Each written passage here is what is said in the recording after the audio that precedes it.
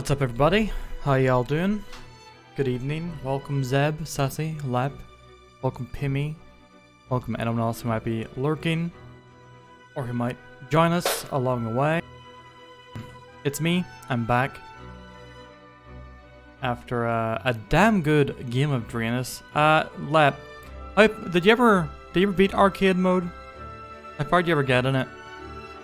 I'm pretty happy about first trying the extended arcade mode, but it's not the hardest shmup in the land. Part of me wishes it was a little bit harder, but hey, I mean, there's always there's the other modes I could always try. I don't like the whole impossible if you get hit once you die though, but that is also a more classic shmup style. Could be worth trying out. The healing thing is a culprit. Not just that. Like, there are several levels that I got through almost the entirety. Whenever I played arcade mode, I got through almost the entirety of the first playthrough without ever using the healing thingy. It's somewhat breakable. Even in Deja Vu on the arcade mode, I only really used the healing thingy like the last 3 stages. But that said, still a fantastic game.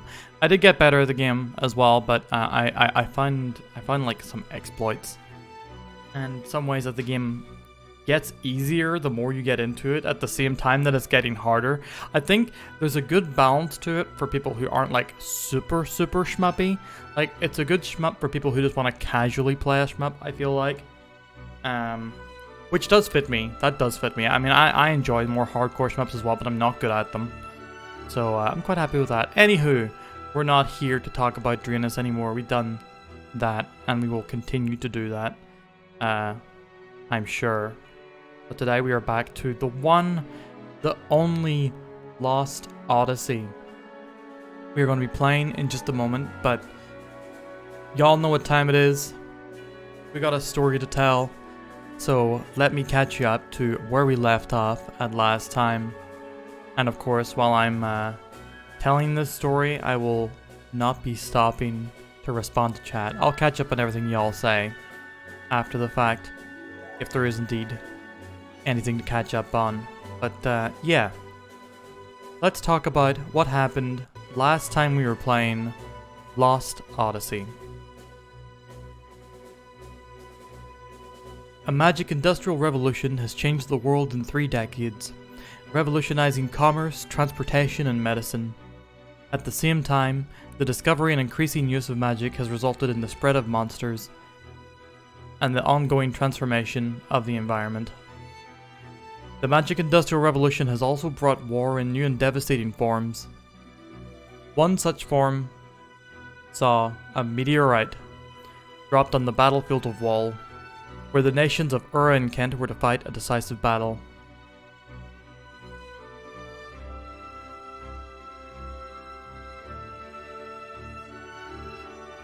As seemingly the only survivor of that battle, Kaim Argonar is a soldier, called back to the Republic of Ura, the city for which he was fighting.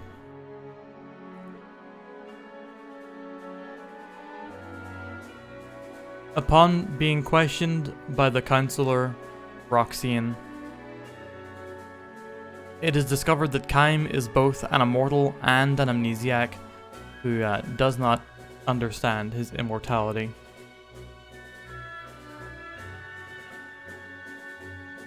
Gongora, an accomplished mage and another member of the council, takes responsibility for Kaim, having researched the secret of immortality in secret.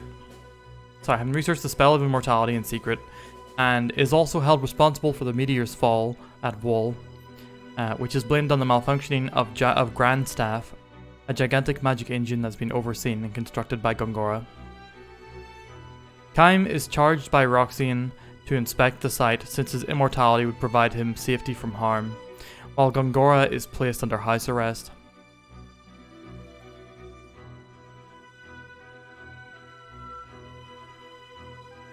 Roxian partners Kaim with Seth, a woman who is discovered to be both an immortal and an amnesiac. Gongora, who doesn't trust either Seth or the Council, tells Kaim to take with him another one of Gongora's agents, Jensen.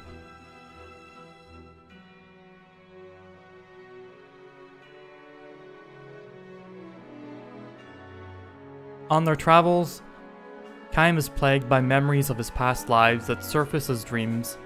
He realizes that he is, in fact, hundreds of years old, calling into question the idea that Gongora had recently turned him into an immortal.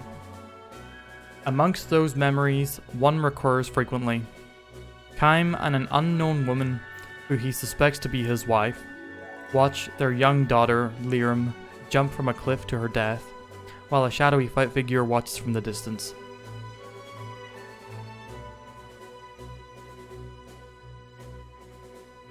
The trio investigate Grandstaff and find that it is malfunctioning due to monsters being drawn to its magic power and attacking the facility.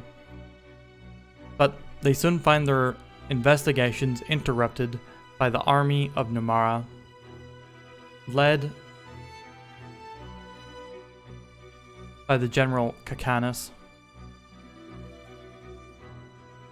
When the three are captured as spies, they learn that the General has usurped control of the island nation of Numara from the immortal Queen, Ming. Jensen leads an escape attempt and tries to kidnap the Queen, Ming, the immortal, to ostensibly free her from the General's manipulation, but fails. Meanwhile, Seth rediscovers memories of her and Ming being friends, but is unable to follow up on them as the trio is recaptured.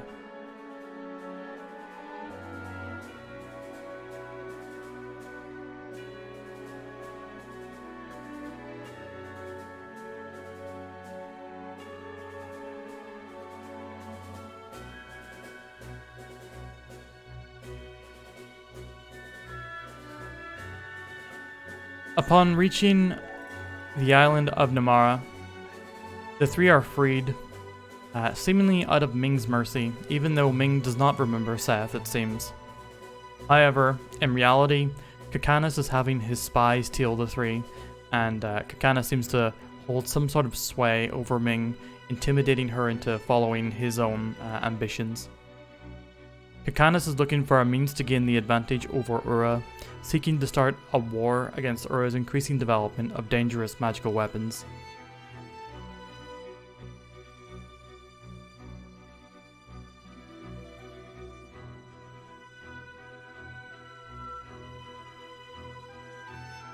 Kaim, Seth, and Jansen explore the island, looking for a way back to the mainland, only to come across a couple of children, Cook and Mac. When they find Numaran soldiers bullying the children who are doing little more than tending to a garden of flowers, Kaim steps in to defend them. After successfully battling and sending the soldiers away, the children invite the three to stay at their secluded home outside the city.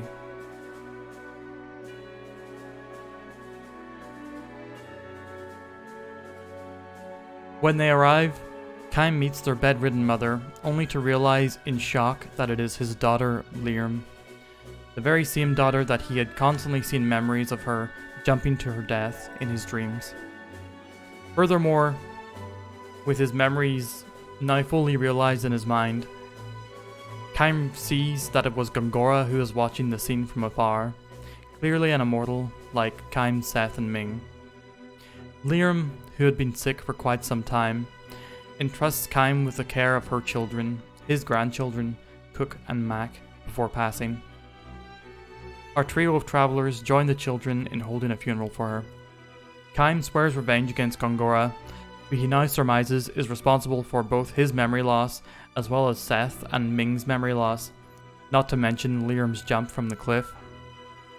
Furthermore, Kaim remembers that there was another immortal, his wife, Sarah, who he intends to find.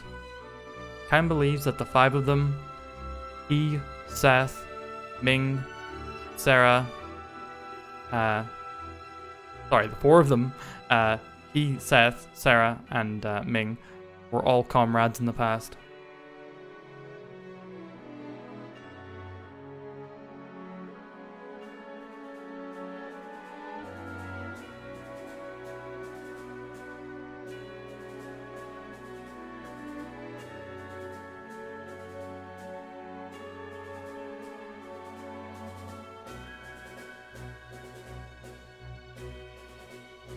Meanwhile, we see that Gongora is working hard to win back his advantage in Ura.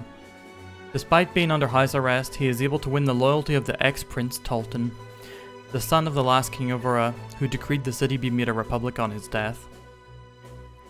Talton, still mourning and looking for guidance, sees Gongora as a mentor, and becomes more loyal to him still, as Gongora foils an assassination attempt on the ex-Prince's life. An assassination attempt that Gongora himself secretly set up. Later, Talton is then attacked by magically animated mud golems, revealed to be under the control of the head counselor, Roxane. Roxane states that Talton's continued life is a threat, as he could potentially restore the monarchy, ending the Republican rule of Ura. Talton assures Roxane that he has no intention of ending democratic rule, but is eventually forced to defend himself against the Councillor's magic, killing him in his own courtyard. Gongora, who had seemingly been watching the entire fight, arrives and assures Talton that he can have Roxane's death discovered to be an accident. The mage convinces the young noble that in order to prevent unrest in the ensuing power vacuum, Talton has to become the king. However, Talton doesn't realize that this Roxane is a fake, another mud golem, all of which were made by Gongora. Later, we see the real Roxane attempted in his own offices by a snake monster of Gongora's creation.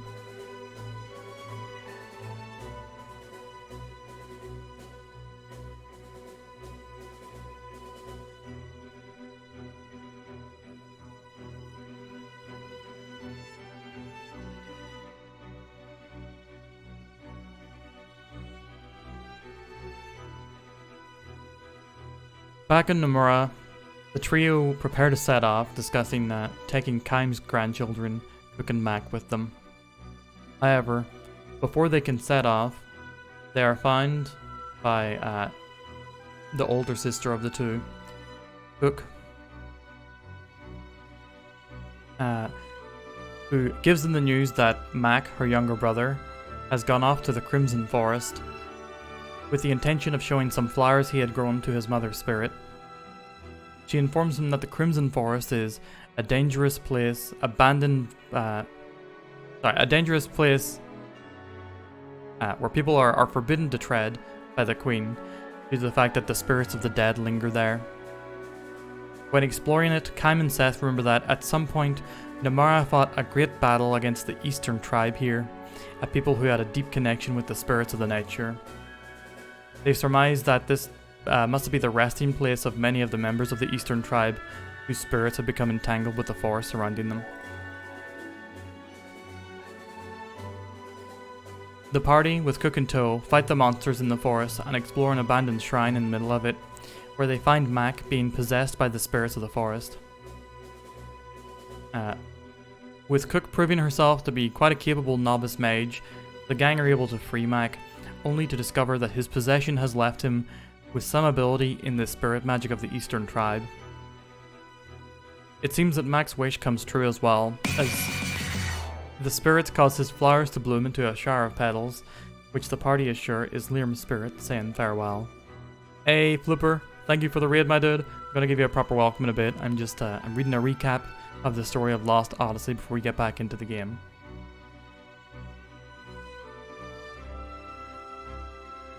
I'll wait for it. Genesis, what's up? How's it going? Thank you for the raid. Thank you both very much for the raids. I much appreciate it. I'll give you all a proper welcome and introduce myself in a little bit. I'm just doing a story recap before we get into Lost Odyssey, so bear with me a moment. Also, hi Iohal, I see you.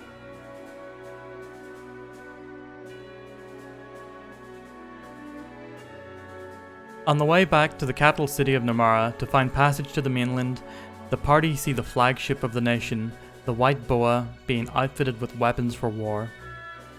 Later, when they are in the city square, they see a news report on one of the magical screens displaying throughout the town. Ura has hacked the broadcast of Namara, showing none other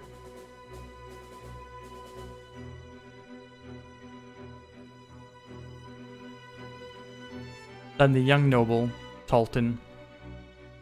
Talton is shown proclaiming himself king upon the death of Roxanne, while Gongora is made his second in command.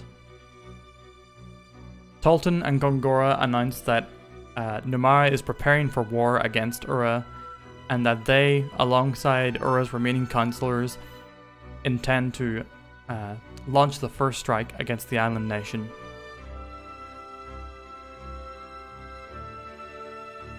As proof of this, Talton shows the White Boa in Namara being outfitted with weapons. When they hear Jensen's voice in the recording that's shown, the party realizes that the footage comes directly from Jensen's own viewpoint. Jensen admits to being a paid mercenary for Gongora, but had no idea that Gongora could literally see everything that he was doing. Furthermore, it is revealed that Jensen was given a magic pellet that could erase Kaim and Seth's memories if they started to regain them. But during their travels, he had used this device against a guard during their earlier escape from Namara's prison.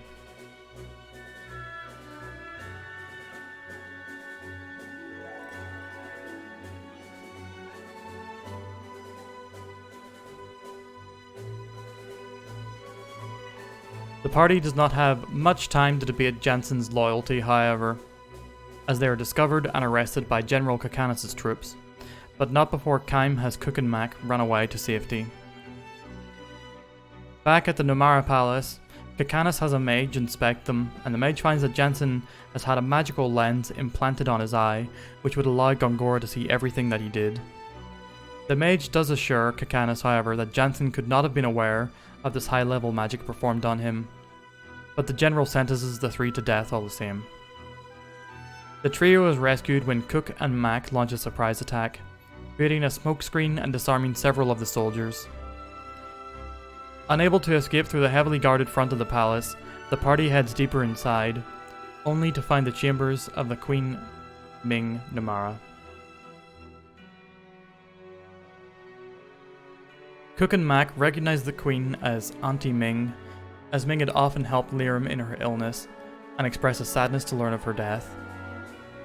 Seth also tries to encourage Ming to remember her and their past friendship, but the Queen does not, clearly suffering from the same amnesia as our party's immortals. However, Ming believes that Kaim, Seth, and Jensen are not malicious and intends to help them. When Kakanis follows them to her chambers, Jensen holds Ming hostage, while Ming secretly shows them how to open an escape passage that would allow them out of the palace. Despite the threat against the Queen's life working for some time, Kakanis eventually catches up to the party in a great magical tank, promising to rescue the Queen while seemingly not having much regard for the likelihood that she would be caught in the crossfire. All the same, the party are able to defeat the general and disable the tank, then preventing the army from following them by collapsing a great arch at the entrance of the palace.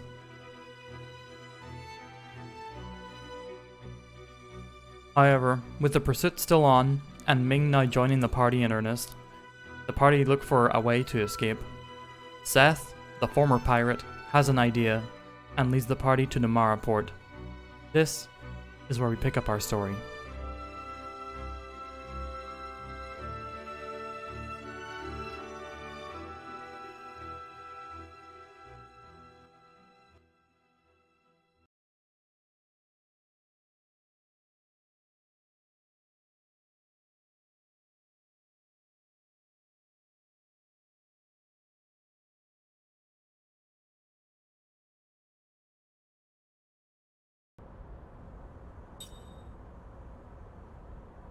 Hey, what is up, everybody? Thank you all for bearing with me as we went through the recap of the plot of what happened last episode in Lost Odyssey. We're here at Namara Port, looking for a way to escape the General Kakanis. And here we now have in our party Queen Ming, an esteemed and benevolent queen who has ruled Namara in peace for a millennium. Genesis and Flipper, thank you very much for the raid. I appreciate that very much. Leb, can we please get some shoutouts for the Flipper and Genesis? Were we all... Oh, Gat Out of Hell. So we're continuing with a co-op playthrough of the Saints Row games. Are you going to be playing the most recent Saints Row, I wonder? The reboot? Is it a reboot? A soft reboot? I always hate whenever game series do that thing where they just call it like the same name as the first game in the series. Like Sonic the Hedgehog did it. That's the immediate example. God of War did it as well, of course. Not touching that, or else you get paid well for it. That's very understandable. Curse Blessing, how's it going? For anyone who came in from the raid and doesn't know me, my name is Profound Badness, or PB, gaming variety streamer from Ireland. Cosplaying Isle. Currently dressed as the hottie himself. Our buddy, Kaim Argonar. This guy has a little lock of hair. But yeah, please everybody do feel free to check out the Flipper and the V-Genesis. See if you like their vibes, and if you do, give them a follow. Can't navigate the menu? Yeah. It's true. I'm unable. I get mixed up from the constant movement between Xbox and PlayStation and Switch controls. Jeez. Alright. Into the port we go. Right. One thing. Ming is an immortal, so do we have her learning skills? We do. We have her currently learning spirit magic from Mac. And she's getting anti-paralysis from... Do I really want her to have anti-paralysis? Is that the...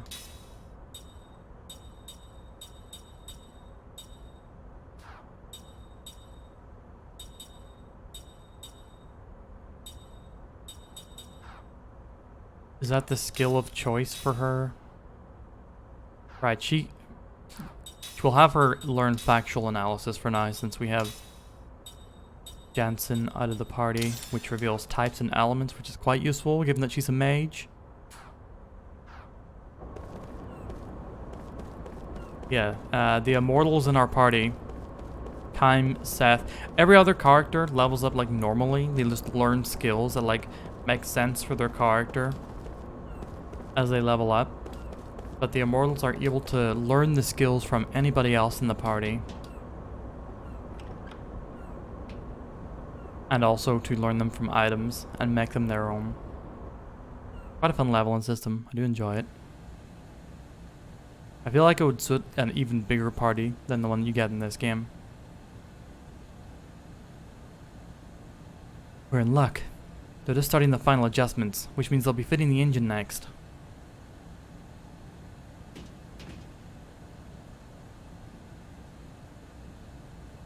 Wow, this is a serious engine. Hey, what's up? Hey, how's it going? Eh? Hey, that engine. Where'd you get it? What is this strange creature? Oh, this. Let's see, when was that? A while back, an unbelievably huge fish washed up on shore. This was in its belly. We checked it out and realized it could deliver incredible output, so we fixed it and installed it in the boat. Did the repairs work? Is anyone in this game going to tell me what these things are? Like a charm, that boat was built to be General Kakanis' command vessel. Installing it is all that's left to do. I see. Thanks. Don't mention it. A huge fish, huh?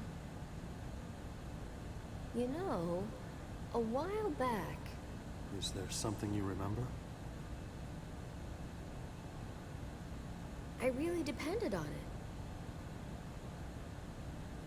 it. depend on what? The fish or the engine? The engine?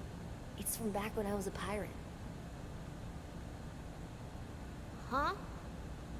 Seth, you were a pirate? Yep, that's right. That is the appropriate reaction. Wow! Amazing! That is so cool! Huh? Oh yeah, I've always loved women who are pirates and swordswomen and stuff. I read books about them for like ever. It is so exciting to meet a real woman pirate. I mean. Are they a reference to Final Fantasy IV? Palom and Porum? I think they are. Yeah, I think they're like they have the same color scheme. Green and red. They use magic.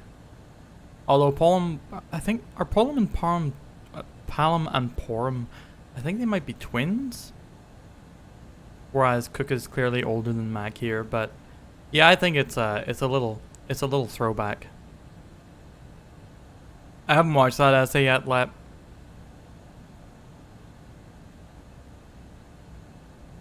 Haven't watched it yet. I should do. She wants to be your apprentice. Yeah. What he said. Could I? So, Seth, Mistress Seth, please let me be your apprentice.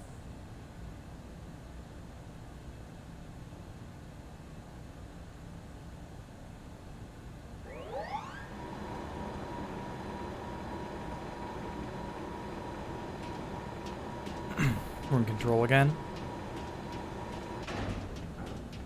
We go and jack a ship. Finally, the engine is fixed. Just hope it works this time. Time to find out. Also, let me know how the volume is. It sounds a little low to me, but if it's okay with you guys, I'll not change it.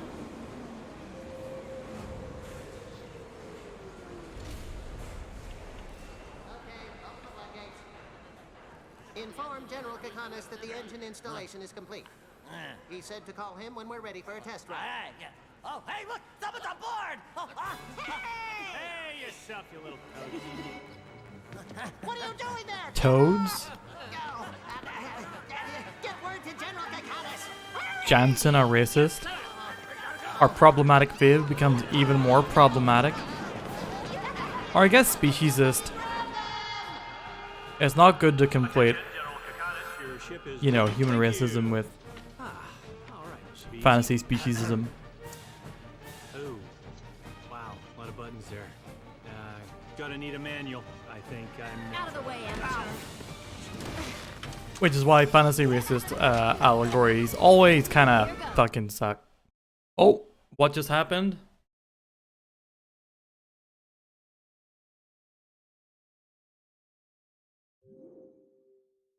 What?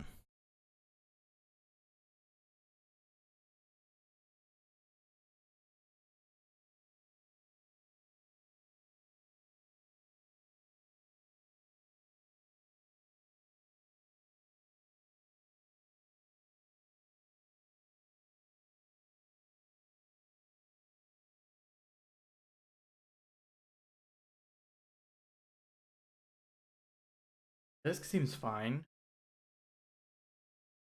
No discernible.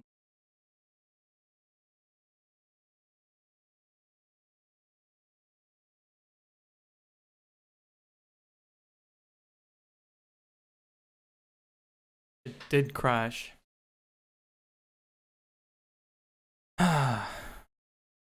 That's not good.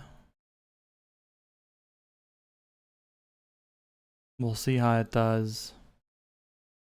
Thankfully, you know, that's all we can do. We can just get back there immediately.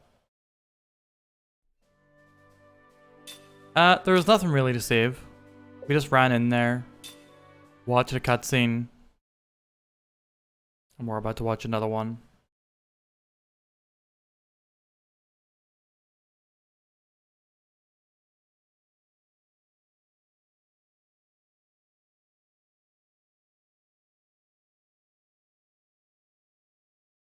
Oh man. No, yeah, that's it.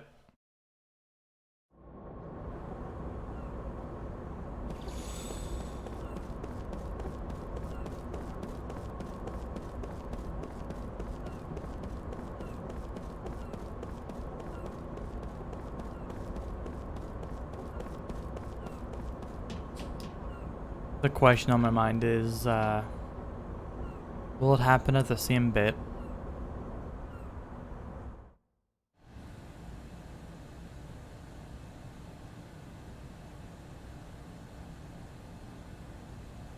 Let's just assume it won't. This was a freak happening. Hey, Hey, Eh? Hey, Oh, We checked did the repair? like a... You know, who's there? I really. The. Huh? Yep. We can always play I Run 2006 if it happens again. If it happens again, I'm gonna just Oh, yeah. go home. She wants, yeah. So,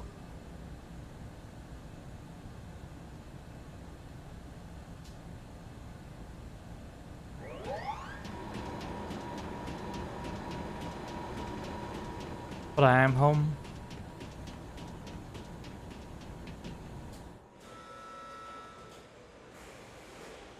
I hadn't thought about it that way. Yeah, we're gonna rerun Xenogears. No, I'm just gonna read every single Xenogears recap that I did. Not even read them, we're just gonna watch them over again. Inform General Kakanis that the engine installation is complete. He said to call him when we're ready for a test run. Lep, did we get all the Xenogears streams archived? Yourself, you little What are you doing there? Get off! Go! Get word to General Kakanis! Hurry! Yes, sir. Maybe we missed one.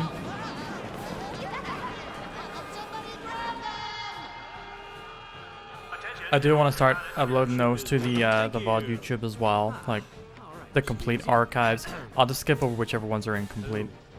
Wow, a lot of buttons there. Gonna need a manual. I think I'm... out of the way, amateur.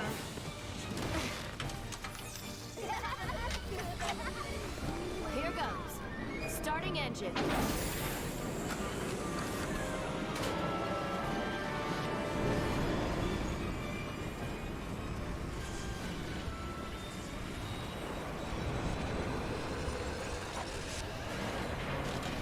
Yeah, I'm pretty certain we're over the crash moment. Cast off.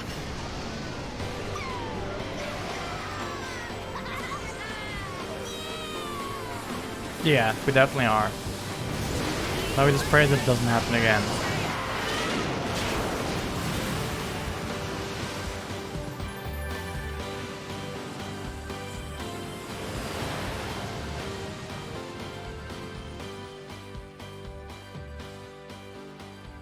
Nemesis, good evening.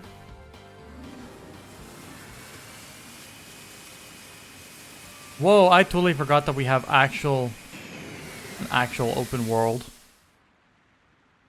Use the slant nose control tutorial. Yeah. With the slant nose at hand, you're able to traverse the wide open ocean. Move the left stick in any direction to set the slant nose in motion. Move the right stick in any direction to set the camera view. Some areas such as the shallows, ice fields, and hypercurrents are not navigable even to the slant nose. Use RB to move the slant nose's bridge to return to sea in navigation, boost cockpit controls, and confirm that you want to embark. When you approach the shores, a land will appear at the bottom right. Press A to exit the slant nose. Make the world map menu appear. Click the right stick and move the closest landing point.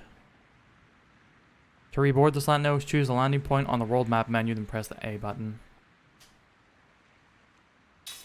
Okay. Can I save though?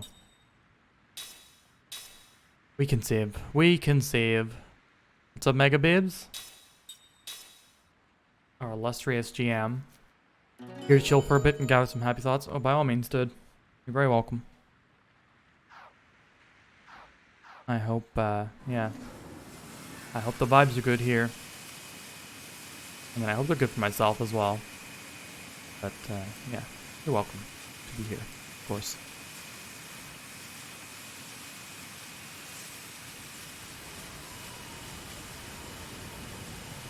It's the... Are we describing chips as Dante now as well? Does it serve?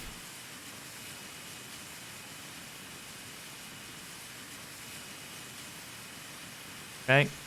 Nothing about those islands that we can land on.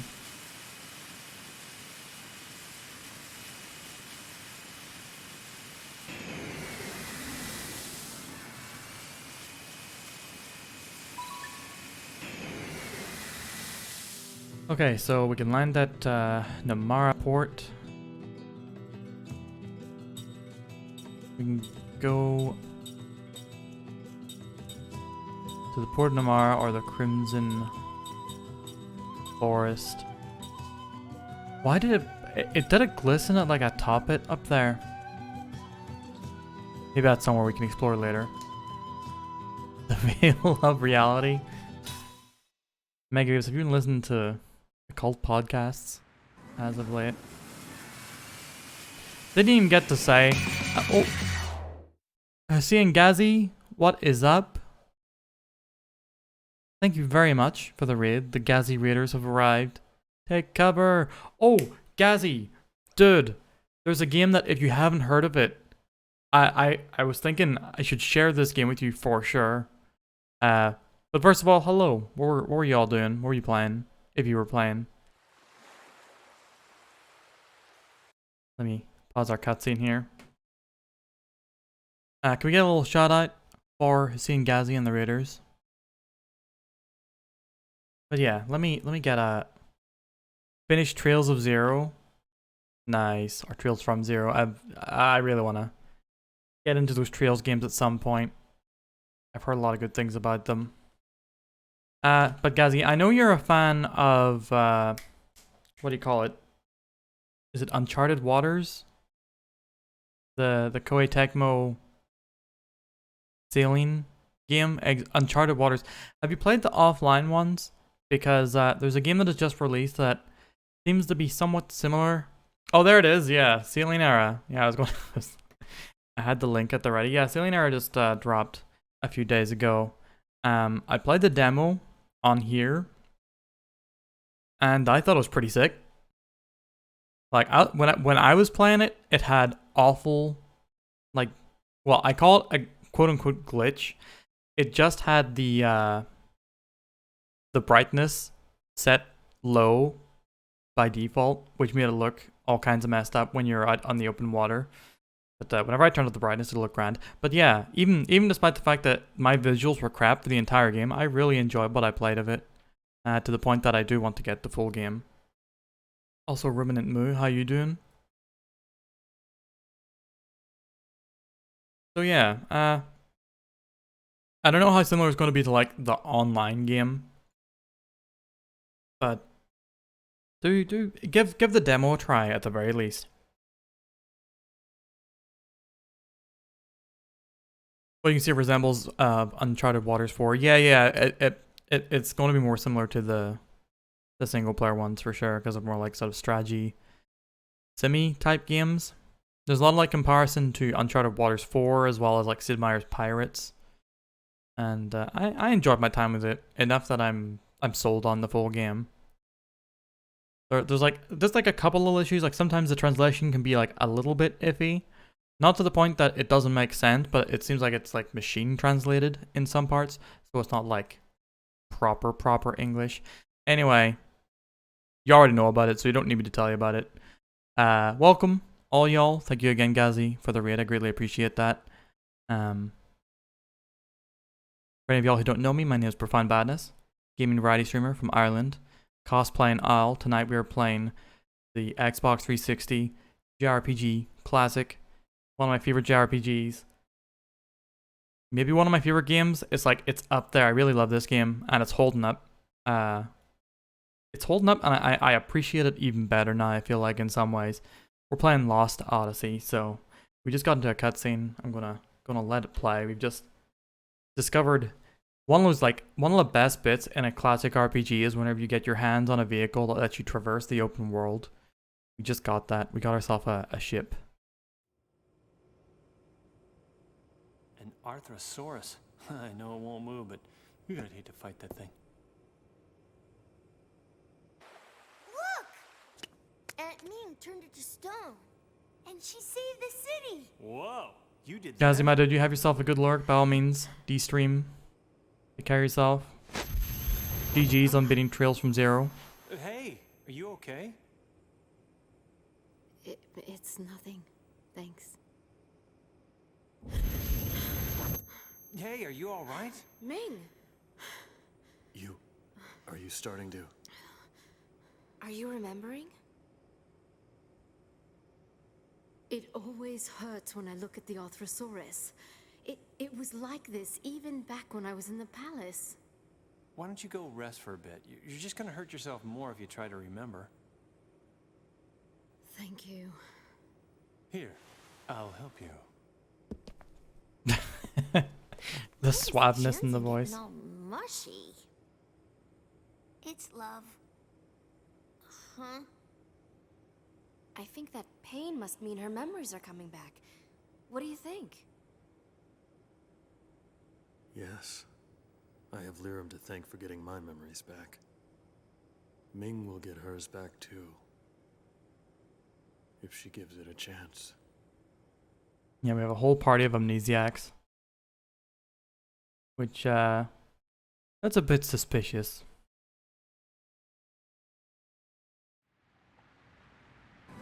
That's weird. That's suspicious.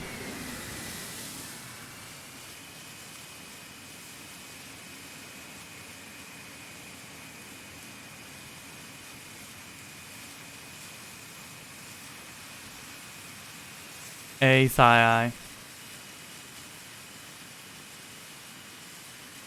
Sai, that emote has been a resounding success. People are loving it.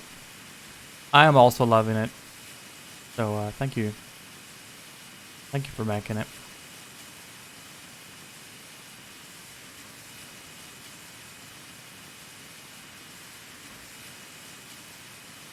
Gonna stick to exploring some coastlines here. Since that's where we're most likely to find landing points like this. Dumara Atoll.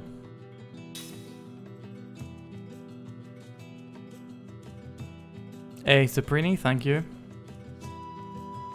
I made it myself. I crafted it. This was a Minecraft the whole time.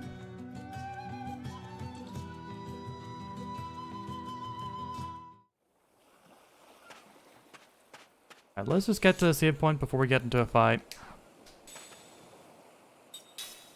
Just in case there are fights here. Get my ass kicked.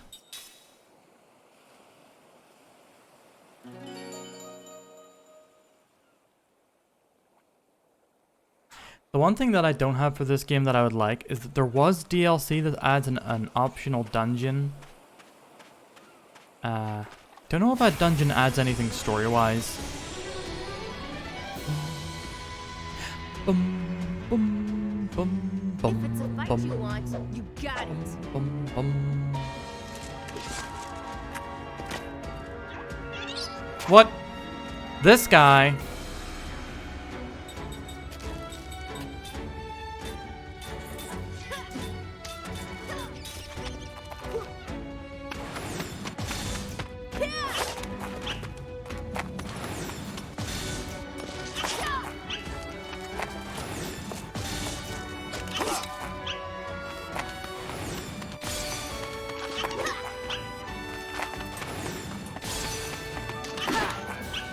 This is Mistwalker Nemesis. This was Sakaguchi's first project after he left Square. That seemed like a needless battle. To some people, it is referred as the other Final Fantasy 13.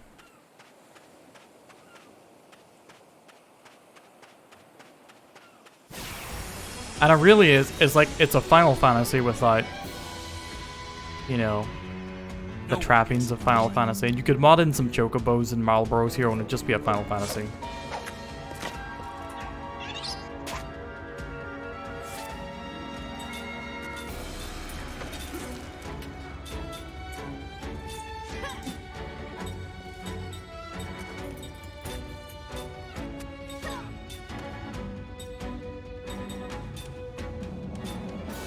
The second to last story. I really... Last story is one that I've never got to play. Really, really wanted to.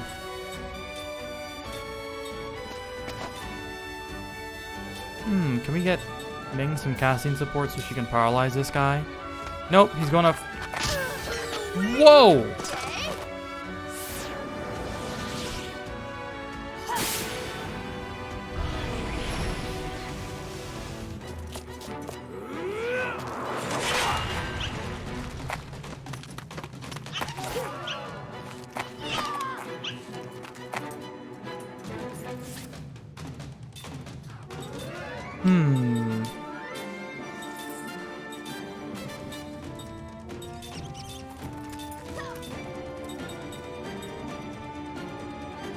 I wonder...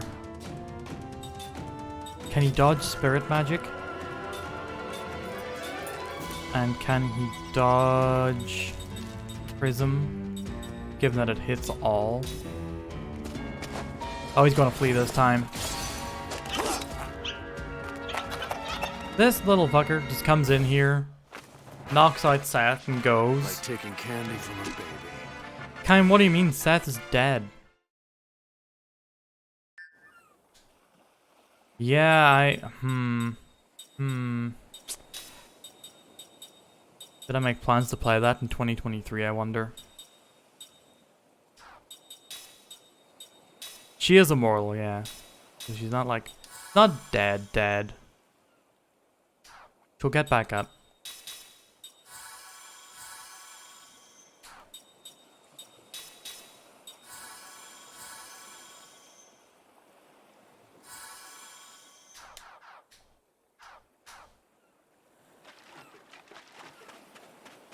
Huh, is this literally just a place to fight silver Kilaleons? Is that the purpose of the Namara Atoll?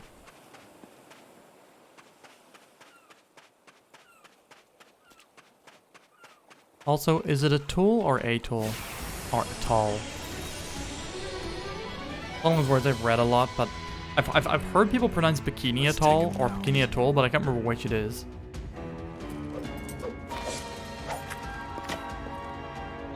Oh shit, there's two of them.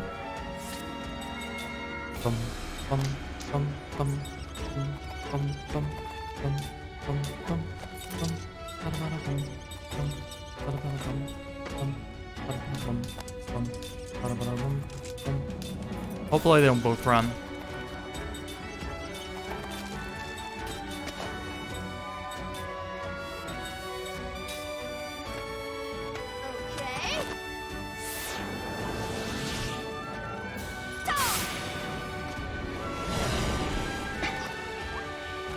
Oh, we did 1 damage to one of them.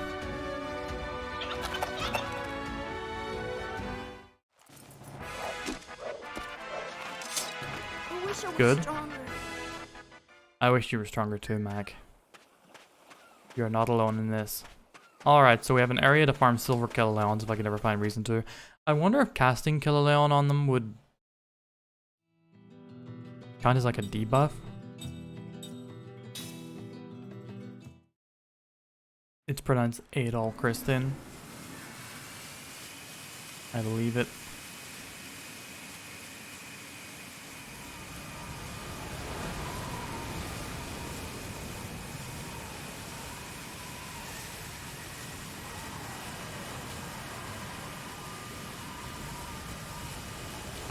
Actually, Nemesis, I haven't got around to yours yet, so don't you worry. You have not missed a thing.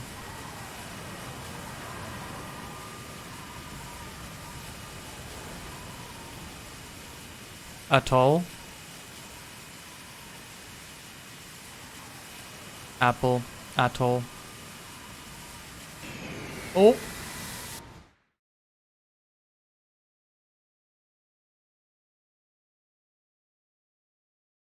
Sleep well, Cursed. Thanks for stopping by, my dude. Atoll. I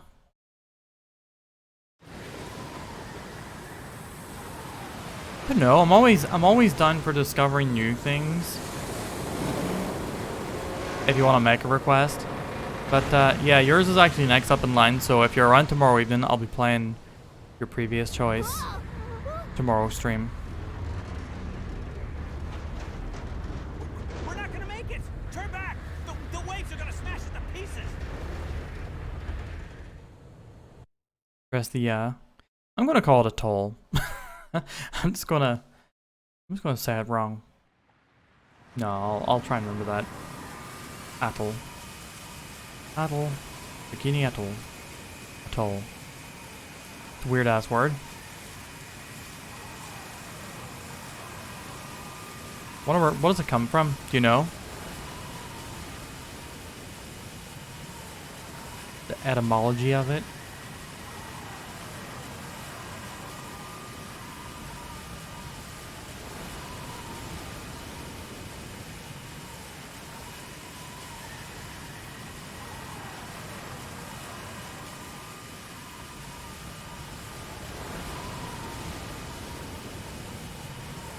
Any kind of uplifting song? Well, I'll not be playing it right now, admittedly. The redeem is for the songs that I play at the start of the streams. Like our little opening music that I play when peeps come in.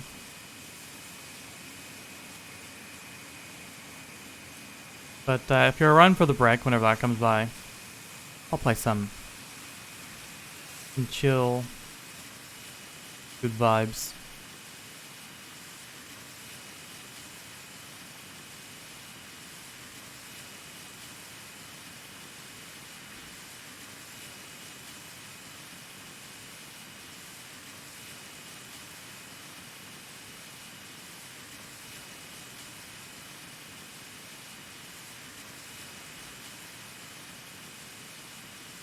It's from Portuguese?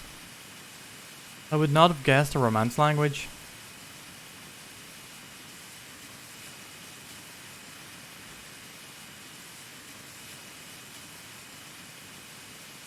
Good source of nautical words, that makes sense. Given Portugal's history.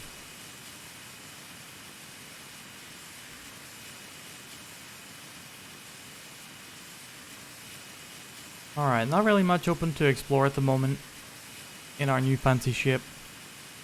Got a little cutscene. Got the Numara Atoll, rather.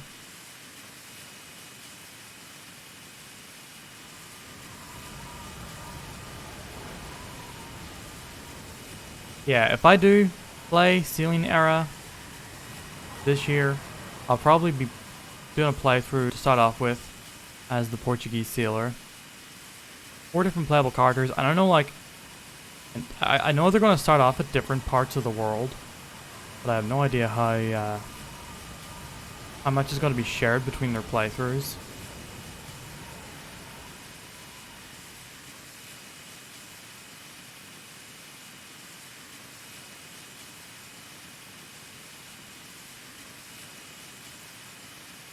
Alright, we have our destination.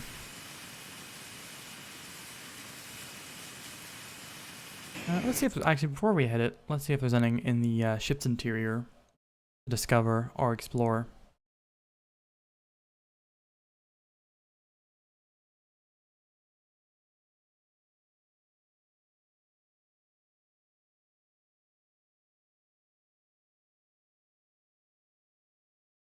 Weird the cook doesn't have a surname. Everyone else has a surname. Does not give kids surnames until they grow up in this world. Are you feeling okay? Yes, I'm fine. I'm the only one that's without you. Okay then, where do we start? Love a good optional Have your cutscene. memories come back. Nope, it comes in fragments. Same as you. Bits and pieces. Please tell me what you meant by saying we were comrades. Do you have dreams? Yes, I do. Well, what about them? Have you ever wondered if those dreams might be fragments of your past? That there might be something turning round and round in your heart, different from the way you are now? Have you ever had a rush of feelings? Wow, you're like saying more than one word since you've been getting your memory back. Well, you're still as fun to be with, though. Well, have you experienced anything like what Kaim is talking about? I'm not sure. You know that you're called the 1,000-year-old queen, right? And your body is supposed to be immortal? Yes, but I don't know why I'm called that. Or why my body doesn't age. I don't understand anything. That must be why Kokonis looks down on you. You've lost your purpose. It's just that... How should I put it? I often feel as though there's something terribly important that I'm forgetting. And it pains me. As though it may not be in my memories after all. But my heart remembers the pain. There have been many times recently when this has happened. My body wouldn't move, like it was exhausted. And then I would collapse. When I felt this vague sense of unease coming on, I would often play the harp, and that would calm my mind. So that's what you were doing when we met. Yes. Kokonis frequently advised me to lift the country from its isolation. At those times, he recommended nothing more than expanding our information about the outside world. But it seems that his true objective was something else. No, this is what they call fate. See, meeting me was predestined. That means Kokonis just played a role. He was a pawn to make it happen. All right, that's enough out of you. Ow, hey! All right. Ming. Yay, I felt violence. the same as you until recently. My memories were locked up. Your memories were locked up? Do more violence. You, me, Seth, and Sarah. And one more whose name that you as queen should know. The Urin sorcerer, Gongora. Yes, I'm aware that there is a sorcerer called Gongora, but... The five of us were once comrades. We had a 1,000-year agreement. We came to this world to accomplish something important. For that reason, we were made immortal. We don't age. When the end of the 1,000-year agreement drew near, Gongora betrayed us. Though we couldn't die, he inflicted pain on us that was worse than death. Pain? What kind of... He deprived me of someone more important to me than myself. He cruelly stole her from me, and inflicted a deep wound on my heart that can never be healed. I also had something important stolen from me. Gongora used magic energy to block my memories and seal them within me. After he wiped out our entire lives, we became like living corpses. Then I too have had something very important stolen, and my memories locked away? Yes. What could possibly be so important? Don't push yourself. Take all the time you need to remember. Oh yeah, I have something to return to you.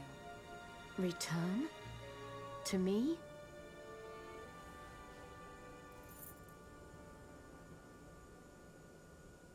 This really saved me. I met you before, didn't I? Yeah, 200 years ago. I borrowed this from you back then. I must meet with Gongora. That's what we plan to do. He's up to something that involves Grand Staff. We have to stop him. That has become our mission. Guess that means our destination is Ura, right? Hold on. If we go to Ura, we'll have to cross the ocean. In a boat like this, there's no way we'd make it. Even with your engine set? It's an old clunker. Oh, it's got power to burn. But the ship itself wouldn't be able to handle the strain. It would fall apart. Aww. Why don't we head for Goatsa? They've made the most progress with magic technology. I am the Queen of Numata. I shall request aid from the King of Goatsa in the name of our countries and for the world's future.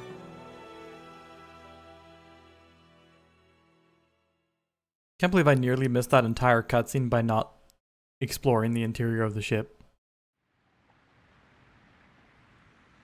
What happens if I press it again?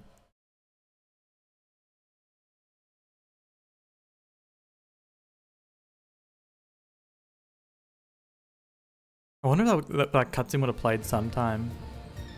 It seems pretty important to, you know, see Kime discovering that, you know, these five had like this accord, this agreement. Alright, not much else to see though.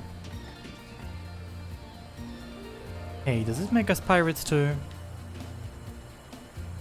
Kime? What kind of a person was your mom's mom like? I don't know, kid. Did you not listen to the whole 1,000-year-old amnesiac thing? Jeez.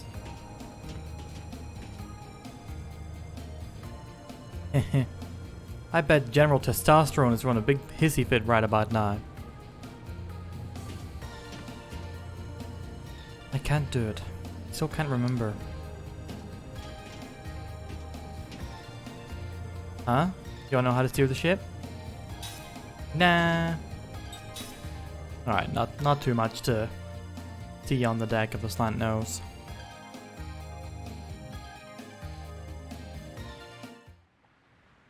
Seems like this is going to be, you know, one of those super temporary vehicles, given that it can't really take us many places. Just from Numara to... I'm guessing this is Goatsa we're going to land on here.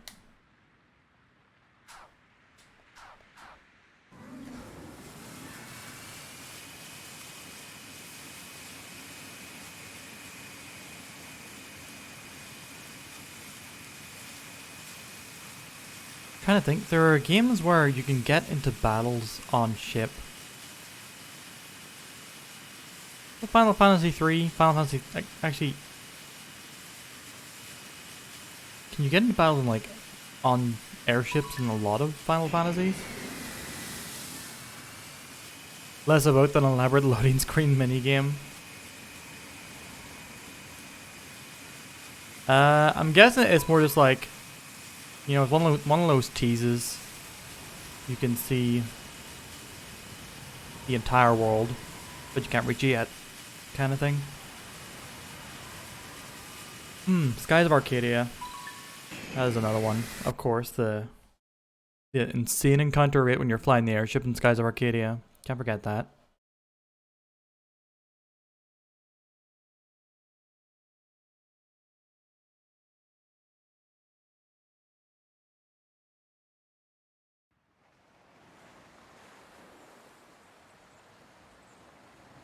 Land at last! Dry land. No more worrying about sinking on that stupid ship. Ow! Many such What cases. the hell was that for? The Slant Nose will never sink. Not with the captain's engine on board. You think you're so cool now that you're a pirate? Well, I'm gonna teach you a thing or two about the pirate code. And what code would that be? What code? Well, that would be a secret pirate code that we would do if we had the time. Good luck, kid. Hey, Grandpa! Wow, you have Cook is such a and what a kick! Boy, she's strong. That Cook. Ha ha. I have no idea what you've just said. Well, what I'm saying is that Cook is as cute as a button. She's just, oh, you must be proud. You lying creep. Cook, it hurts when you get kicked, you know? But he insulted the captain. Isn't that right, Captain? Captain?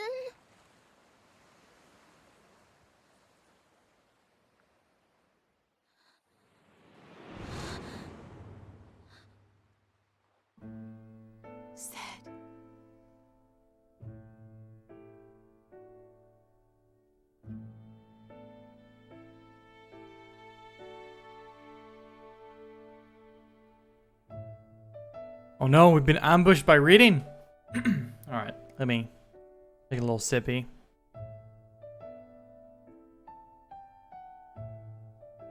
We're getting one of Seth's dreams this time. It's unusual.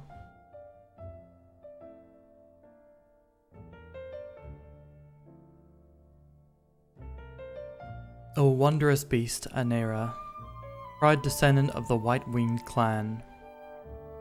You alone were my irreplaceable companion. Would it anger you to hear me call us two of a kind? Were we not in fact a perfect combination, you and I? Bound together by a single thread.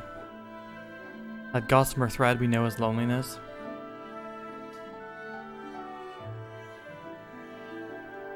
Anera, I owe my life to you.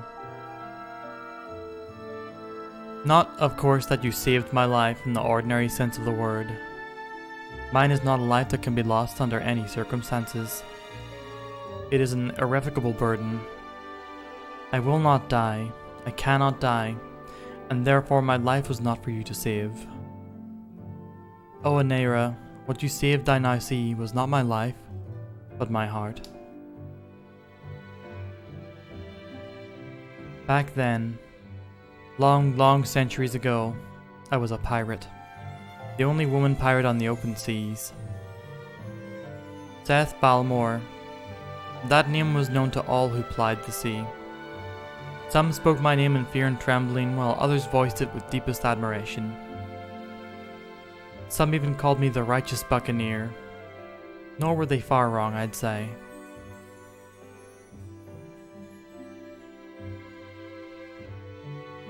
The pirate ships I commanded had rules.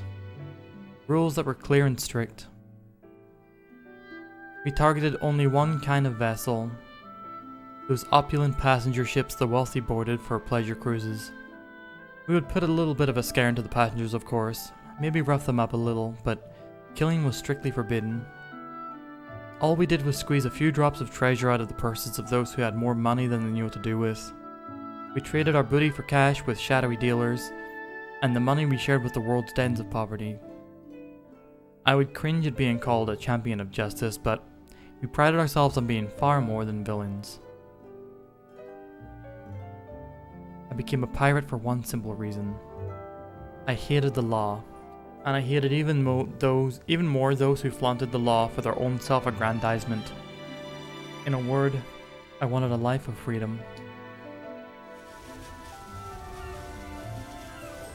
Whenever I stood at the prow of the pirate ship slicing its way through the waves, and I viewed the vast ocean stretched out beneath the clear blue sky, I felt enveloped in the joy of having taken limitless freedom in my own two hands. True, I need not traffic in the fear of death and aging known to all who count as human. And because I will neither age nor die, infinite time for me means infinite freedom. Not bad, wouldn't you say? I would spy the ship that would be our day's quarry. I was always the first to board it, springing lightly onto their deck with a shout.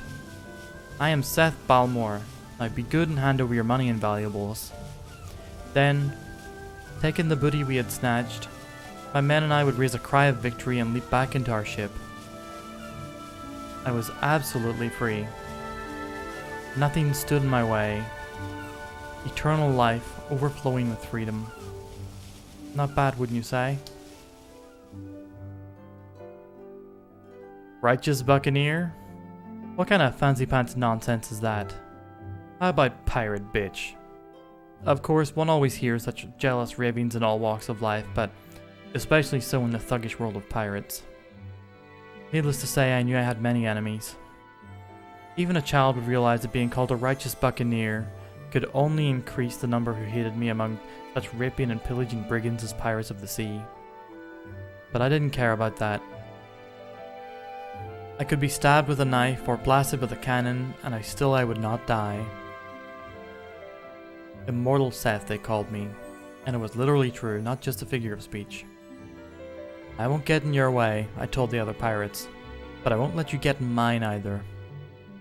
I was afraid of nothing and no one. I lived the way I wanted to live, and wouldn't, or shouldn't have, let anyone interfere with me. I went wrong only once, but that was all that it took. It was a moment of carelessness. I let them capture me. Of course, that alone was nothing for me to be afraid of. As I keep mentioning, I can never age or die. It would have done them no good to try killing me, and they knew it. The most they could do would be to rough me up a little and threaten to make it worse for me the next time. They had to do something to show their men how tough they were. They couldn't just let me horn in on the pirate game and pretend it never happened. So, I said, "Hurry up with the torture, will you? I haven't got all day." We were in a cave on a desert island. I was in handcuffs and legs in irons, surrounded by a half-dozen huge men, all well-known pirate captains. One of them was holding a long, thick chain. I get sick to my stomach just looking at your sweaty faces. Come on, hurry up and beat me with the chain. Or would you rather strangle me?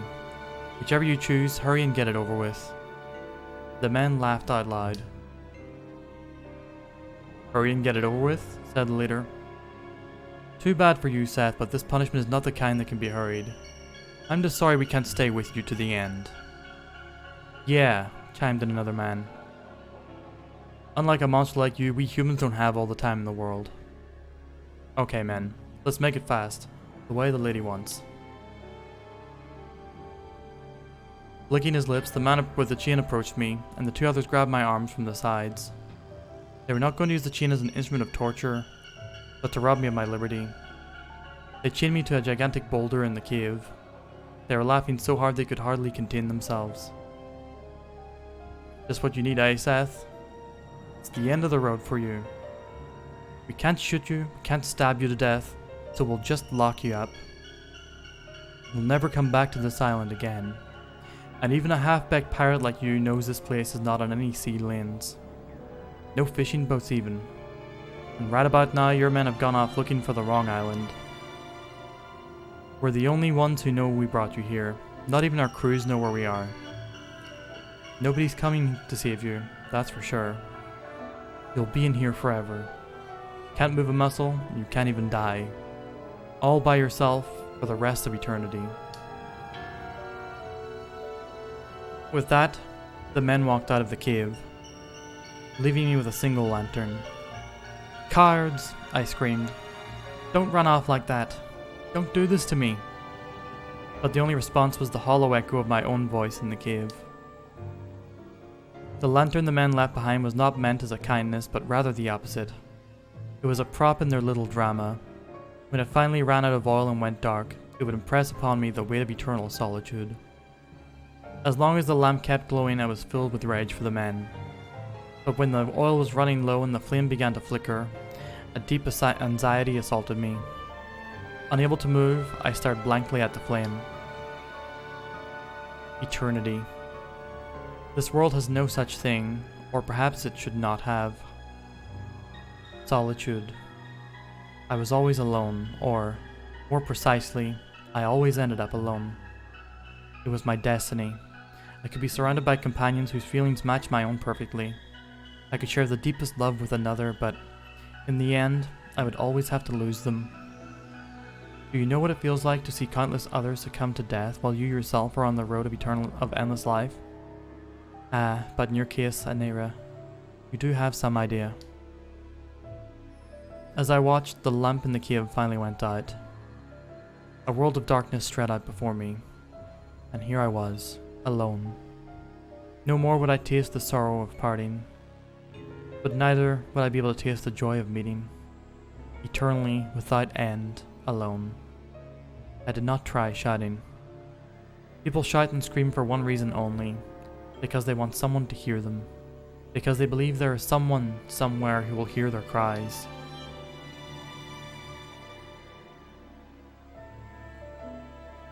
I did, however, shed tears.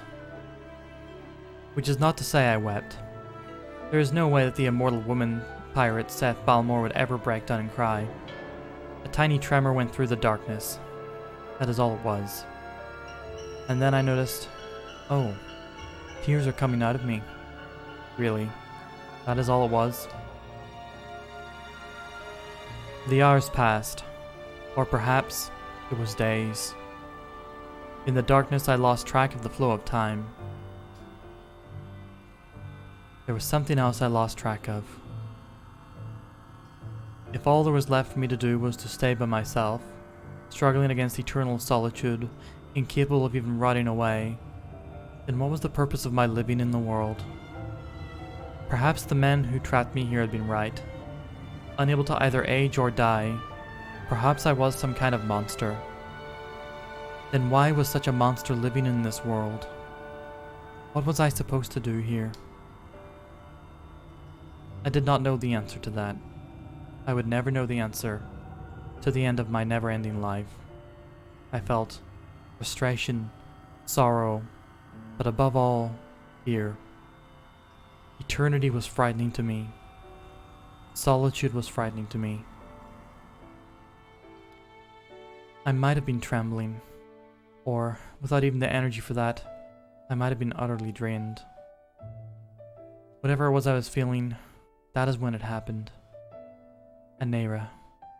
That is when you first appeared before me. Tiny bursts of light softened the darkness, and from the light, almost before I could wonder what it was, there came a voice. Are you too trapped in the prison of solitude? Who is that?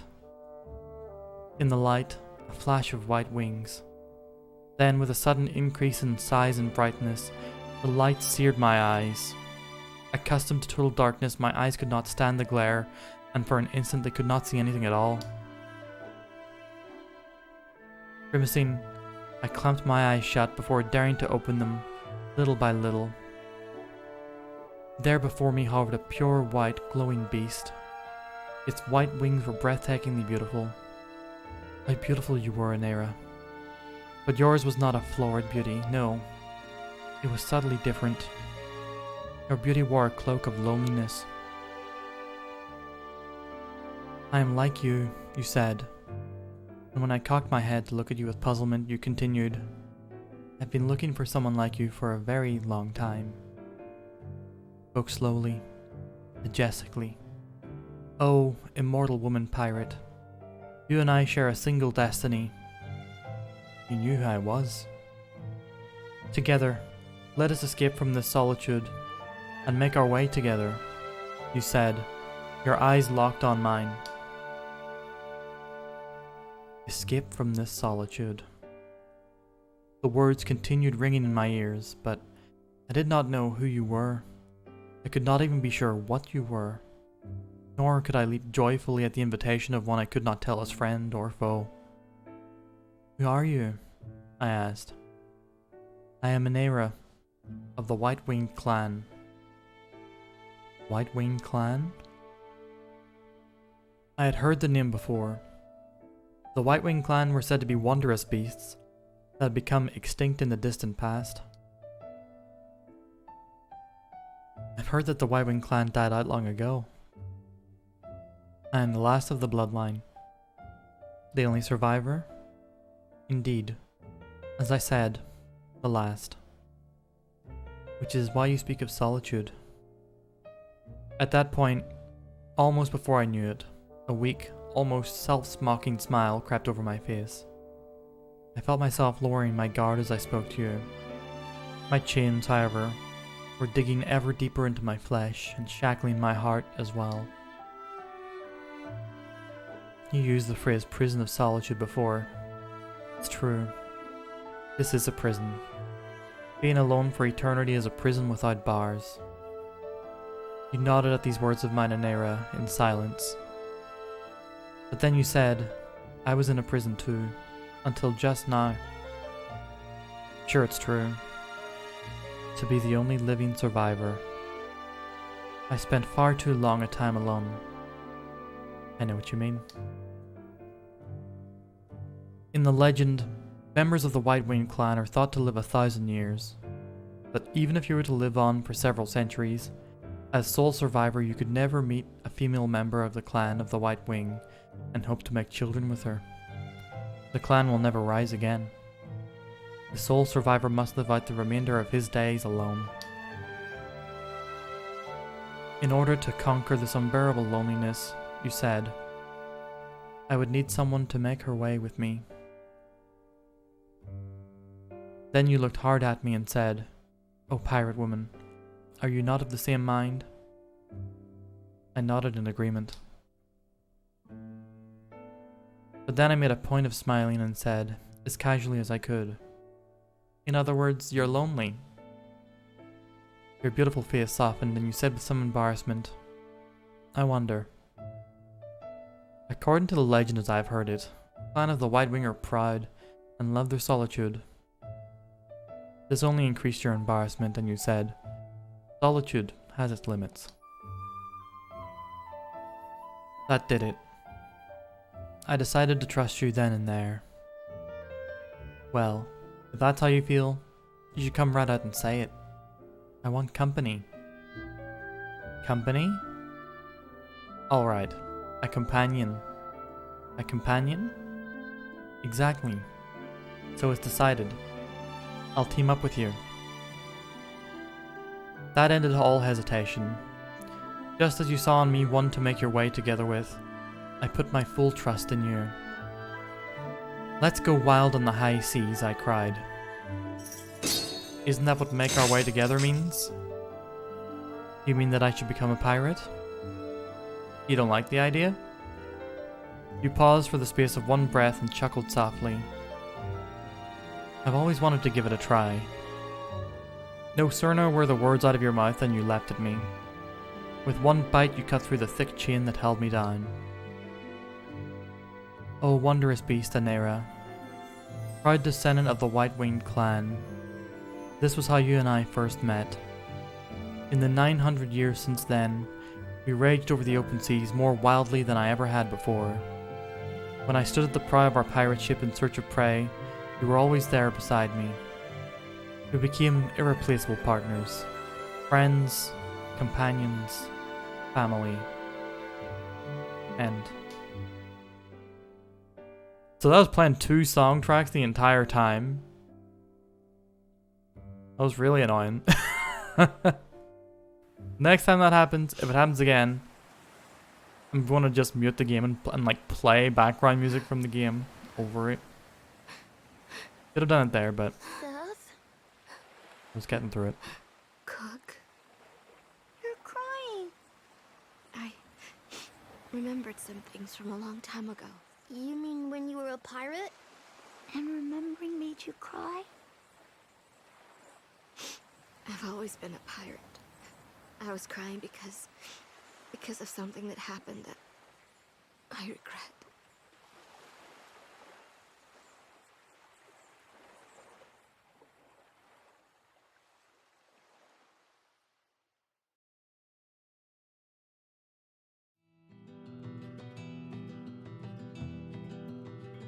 The buried treasure. I would also cry.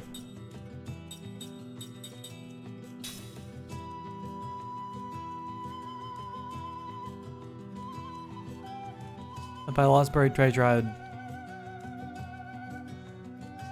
I'd cry and fizz and fard. I'd do everything. Also, hello Thifu. I saw you come in there during my raid. Thank you for the Zen Frog Walk, Kagura.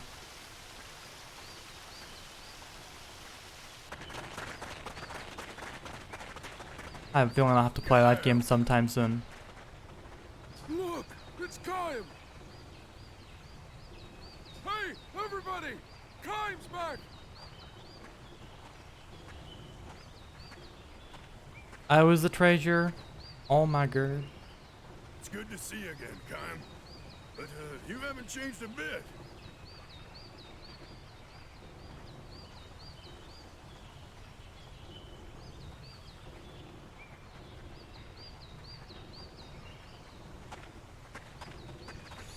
By the narrator, I'm gonna assume you mean me and not Seth.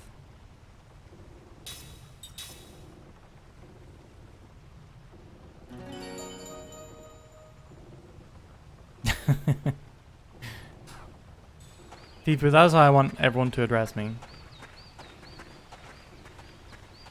Ah, Kaim. Nice to have you here. Things haven't changed a bit around here, don't you think? Well, Saprini, I was gonna read it as, you know, being a nice thing you said to me. Nah, I can't do that anymore. Nope, it's too late. It's too late for the Your Great Twos. Also, why do we have shrines to Kalelons here?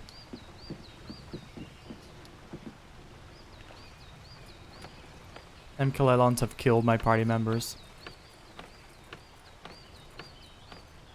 Too late to apologize.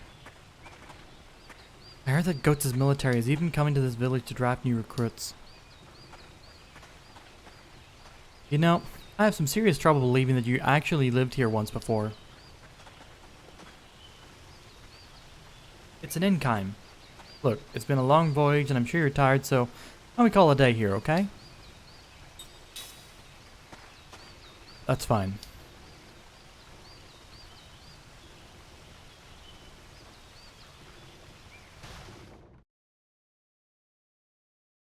Are you saying that the Kalelons are the rulers here, Thief? It would make sense. That's why you keep statues of them. The local overlords. The daimyos.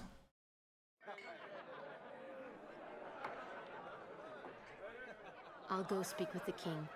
We've never met, but I've heard he's very wise. I'm confident that he has a ship that can get us past the hypercurrents. Daimyo. Well, they're not cats.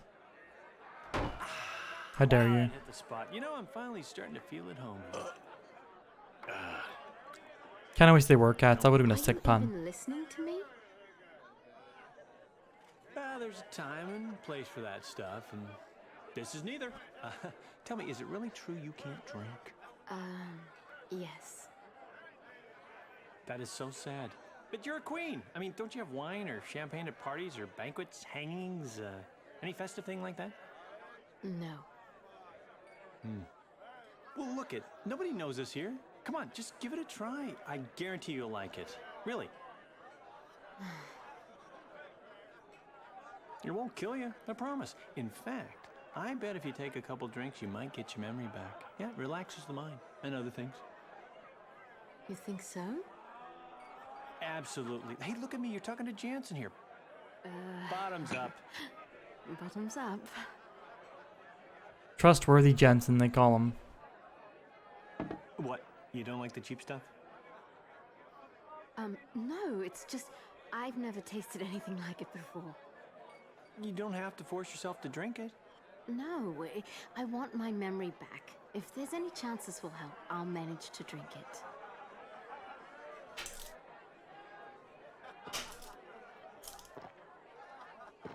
Not sure drinking help with the memory is not something I've heard before. Good.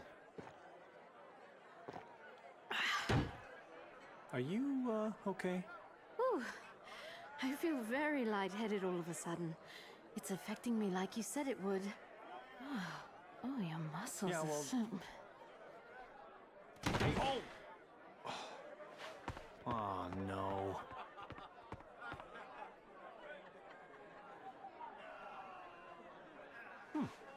She's dead. You know, you're cute when you're asleep. Jensen just leaves. Jansen! What? Oh! What the hell do you think you're doing? Well, we was having a serious discussion about, you know, what's going to happen next. And planning. Happen next? Yeah. You know, she's going to talk to the king and get us a ship, because yours can't float where the... You know, after all, Goats has got the most advanced technology around. We figured we'd get a more seaworthy ship from him. So that, you know... What? All right. I'll give you the benefit of the doubt this time. But don't try any funny business with Ming. Yeah, well, I'm looking out for her too, you know. I mean, look how restful she looks right now. Dead.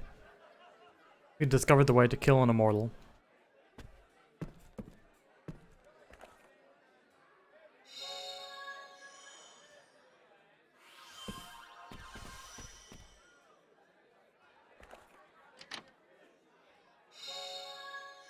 Give me your shit.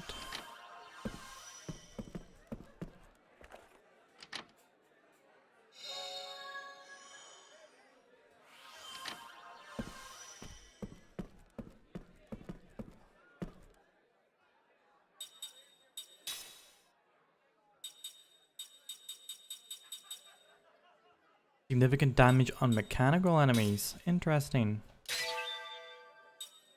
Significant damage on magical enemies. Significant damage on Kalilons. Hardened enemies. Spirit magic enemies. Man, this is good.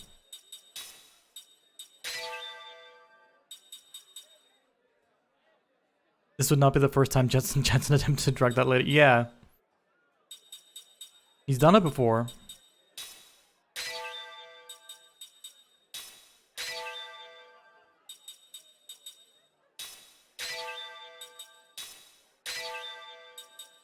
He may do it again.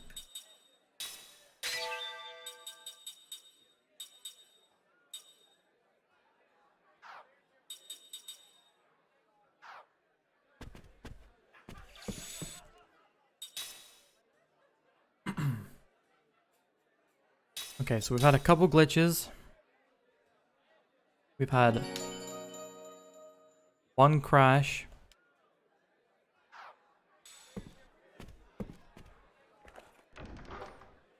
But mostly seems not too bad.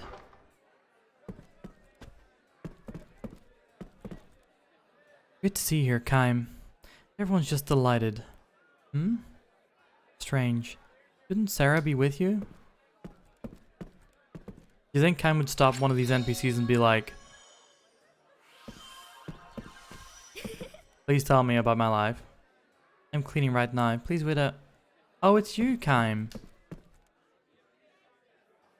Wait.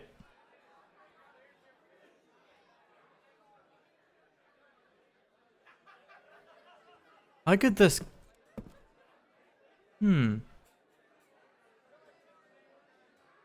So for these people to remember Kaim, as young as they are, he would have had to have been living here after Liram jumped from the cliff. So that wasn't... So he had his memories erased after that? He was living here with Sarah after Liram jumped. I guess they never found Liram. I assumed that was also the moment that they lost their memories. But it seems not. Thank you for coming, Kaim. A toast for the well-being of our village's savior. I've heard a great deal about you from my mother and father. Please make yourself at home. Or they have a strong oral history of Kaim. It's possible. Hey, welcome. How about a drink with us? Welcome, Kaim. We're just a humble village, but I hope you enjoy yourself here. Anyone in chat got a strong oral history of Kaim? I don't like all the bad news we're getting lately. Have you heard the rumors about the old sorceress's place out on the Cape?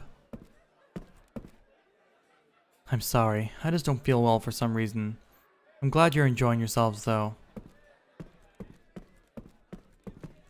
This be Kaim? Do you remember me? I suppose you wouldn't, as old as I've become. Okay, so...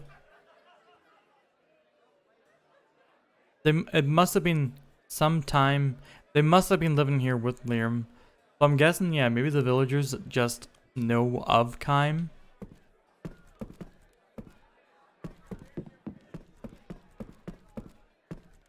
If he hasn't been here long enough for, you know, someone to have aged. My mom and I are cleaning the place. Why don't you take it easy downstairs? Yeah, I guess it's possible that not all of them personally know Kaim. Makes more sense that way, in fact.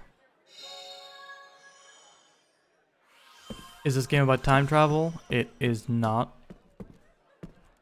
Not in the traditional way, anyway. Kaim is an immortal. He's lived 1,000 years. So high was I on stage? I'd love to perform in a bigger town someday. Yeah, the slow kind of time travel, the same pace that we all travel through time in. Hey, Kaim! I heard you were back. This place takes me back. And it looks like the years have been good to you. Knock it off. I'm a bona fide old man now. Well, if you don't mind my saying so, you've aged really well. Go on, Seth.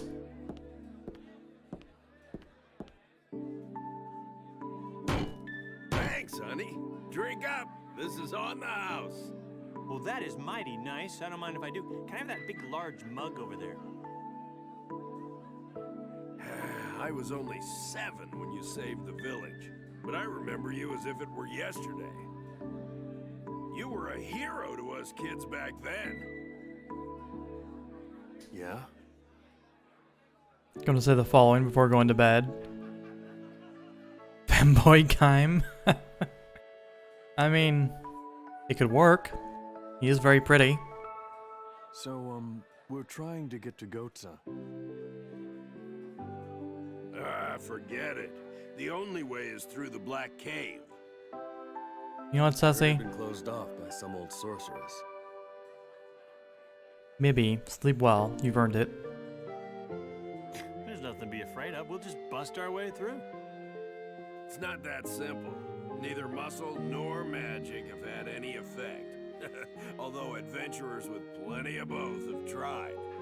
My guess is that only that old sorceress can bust through the blockage. She's got some serious magic energy. Yep, she sure does. Why don't we wait until she goes to the bathroom? Then we can, sneak by her. Oh, it gets better. You know that place where you and Sarah lived? Well, that old sorceress has moved in. My house? What? Hey, you don't even have a lease agreement? We kept the place up after you and Sarah went away, so it'd be ready if you ever came back. But I'm afraid she's made a mess of it. Sorry. Don't trouble yourself. It saves us the hassle of having to look for her. That's a good point. The only thing to do with squatters is run them out. Well, I think you'll be okay. Just be careful, Kime. We're off to kick some old woman's butt. That doesn't sound right. You're not gonna go off and leave Ming like this, are you? Man, we just got Ming. Tomorrow morning. Oh, I thought they were gonna, yeah, I thought they were gonna remove Ming from our party. With drunkenness. Kime was more sensible than I was.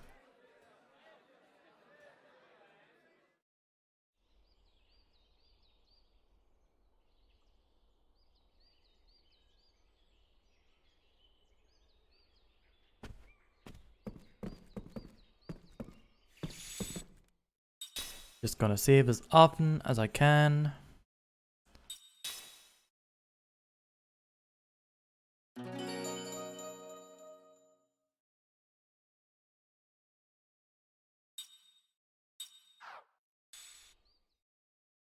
Because the crash.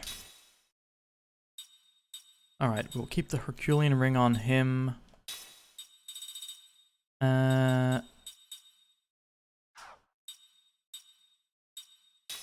You know what? You can have...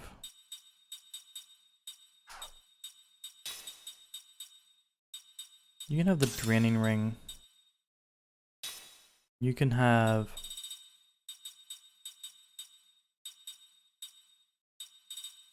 Osmosis ring for now.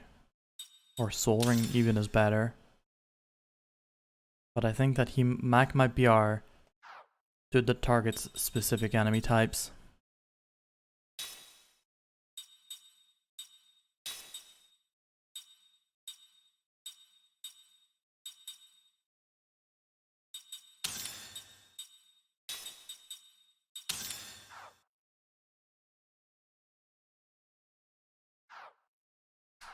Alright, I'll save it again because I don't want to redo the menu thing if I die.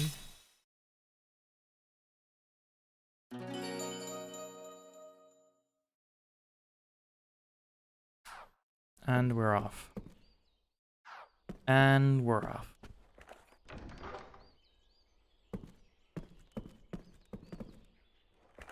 What is the purple thing in here? Welcome. Have a look around. Forewarned is forearmed, as they say. Who told you this?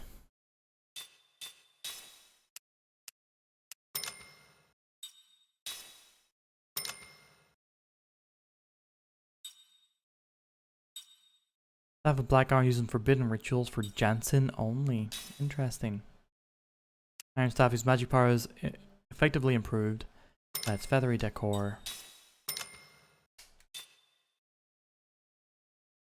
Ooh.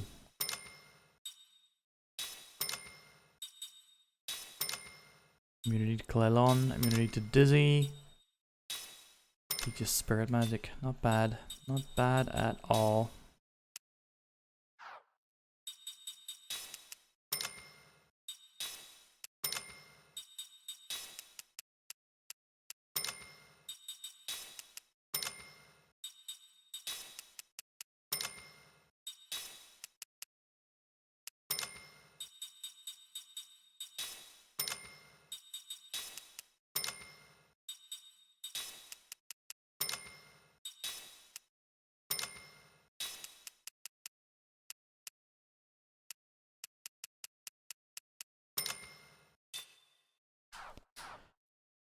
Alright. Thank you kindly. See you soon. Forbidden Jensen ritual. He does seem the type.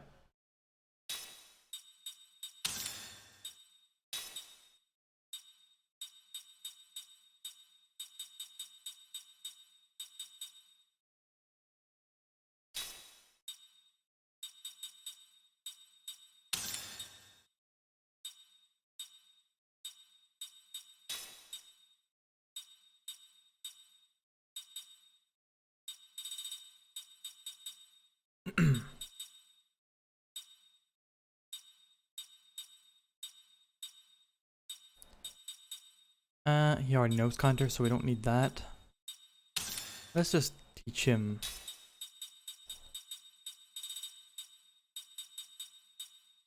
He already knows counter as well.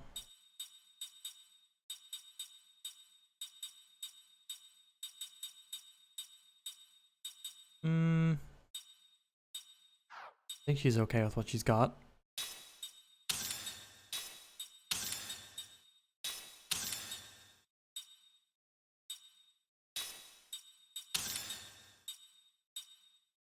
He is currently learning immunity to paralysis. Does Ming know white magic or... Yeah, level 3 black and white magic. Level 1 composite magic. Give her a little slots lead. Slots lead? That's not a real word. Slot seed. Taylor, who art good in heaven. How you doing?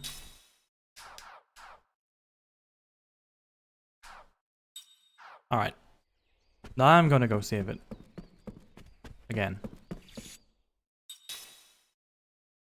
We're scared of crashes, Taylor. We got one already.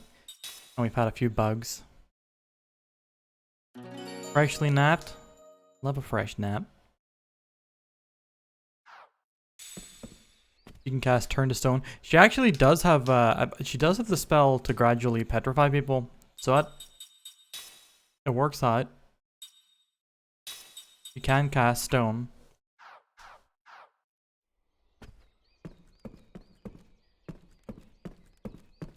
No crushes. Hee hee hee hee. That little lady on stage was my friend back when we were kids. Isn't she wonderful? Out of sorts, Tarfo. Did you hear me singing? Oh, how embarrassing. I'm rehearsing right now, you know. Oh, pardon me. I was on break. If there's anything I can help you with, Kime, just say the word. Also, if you have any mods in chat, can you please have a shout out, for Taylor is good. My mom asked me to bring over some of the vegetables we picked. This place makes some really good food, you know.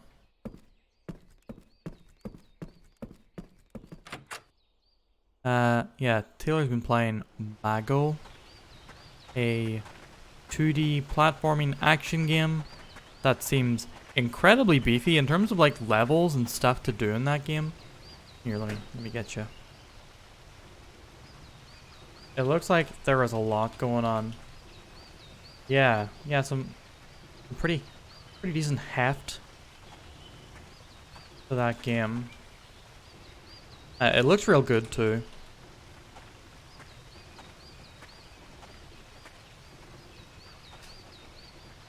Welcome, Kime. That house on the cliffside of the Northern Cape where you and Sarah lived, it's still there, you know.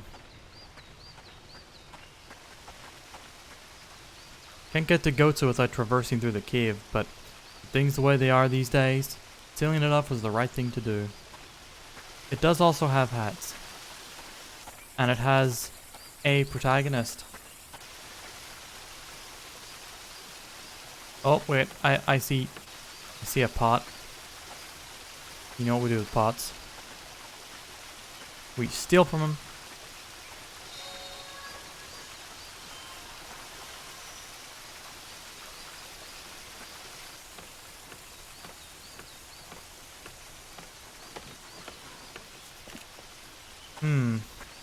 Even more Kellalon statues.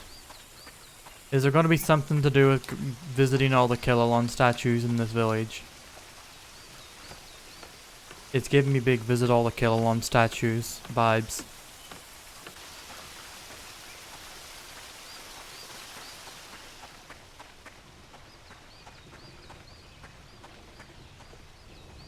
Oh, hey, Kime.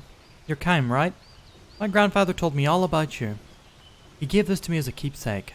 It's really valuable to us, but it's what you use to protect our village, right? So here, Kime, I want to return it to you. Magic powered locator level 1? Hey, Kime, try it out now. I've hidden a treasure somewhere inside the village. See if you can find it. Here's a hint. It's hidden somewhere way up high. It's yours if you can find it.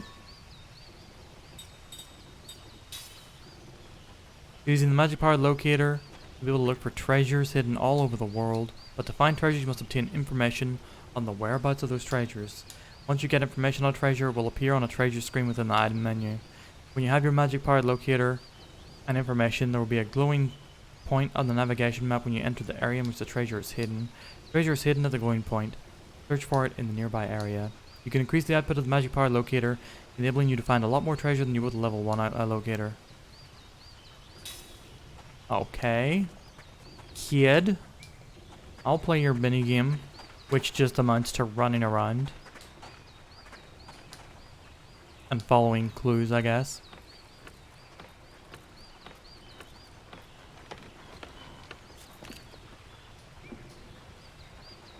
Oh, we had a rumbling. A rumbly and our contrumbly. Dark crystal staff, dark crystal ring. Didn't I just buy a dark crystal staff?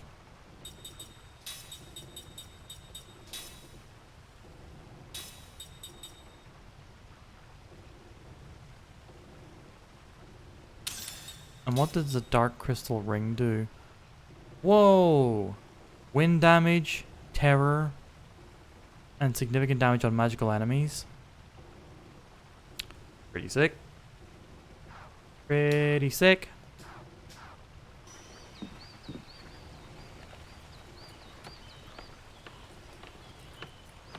I like that ring. Oh, Elden Ring.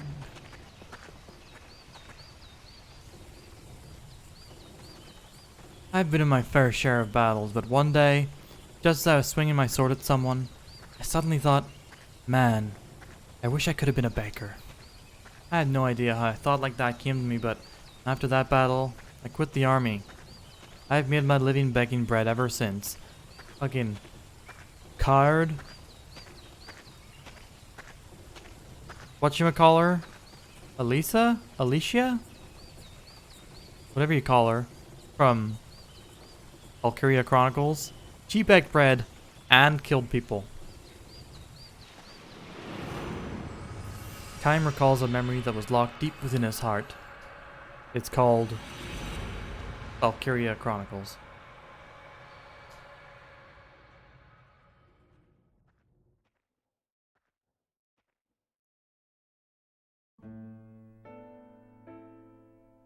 the hero was home from the war.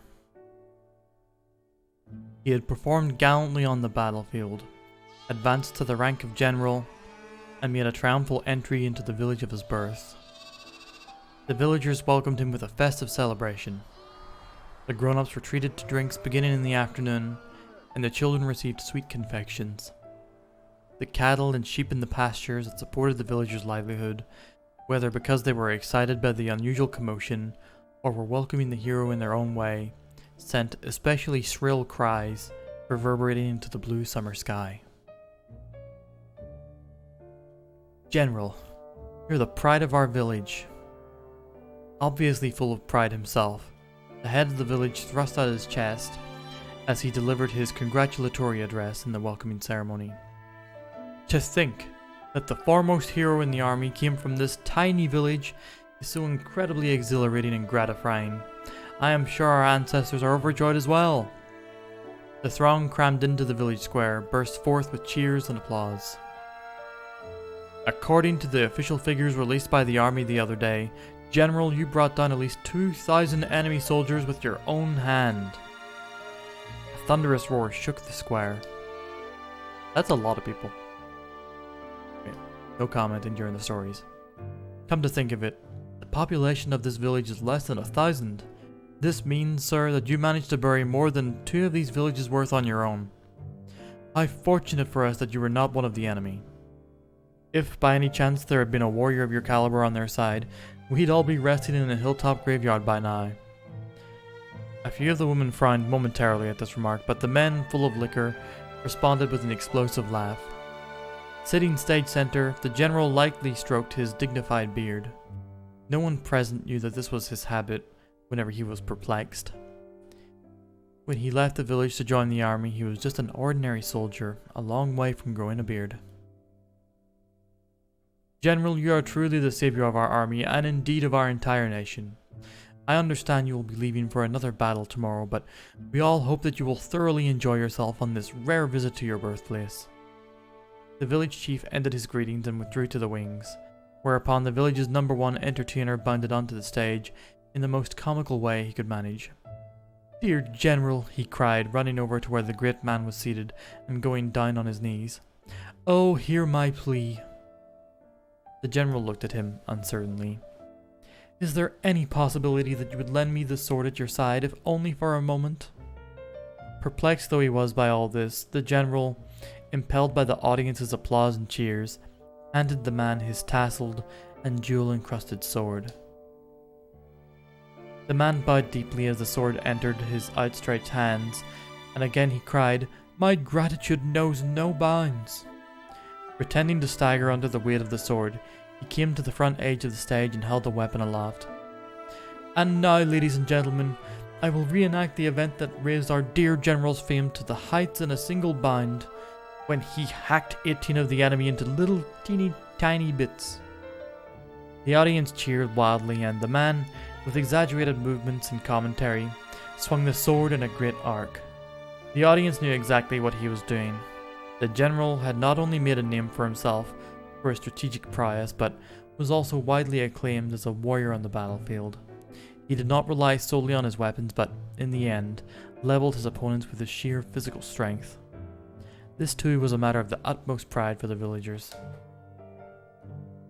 "Here we go.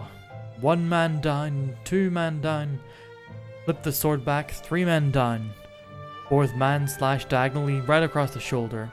5th man's head goes flying. Oof. And 3 at once. 6th, 7th, and 8th man. What a bother. I'll just skewer you like this." The man thrust the sword through 3 imaginary opponents, and the crowd went wild. The general, too, broke into a smile and applauded. When he was through clapping, though, he stroked his beard again. "I'm sure you could understand how I felt at the time sitting on there on that stage," the old general says to Kime before taking a sip of water from his leather pouch. His magnificent beard is completely white. So distant are the past events he is recounting. Kime nods in silence, and the general continues, as if mulling over every word.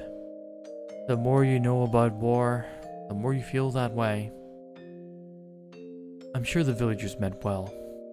They just wanted to pay homage to their hometown hero. No, of course. They weren't being the least bit malicious. My village has the nicest people in the world, which is exactly why I find the whole thing so painful. Couldn't stand it after a while. Hacking 18 men to bits. The deeds of a hero are related in numbers.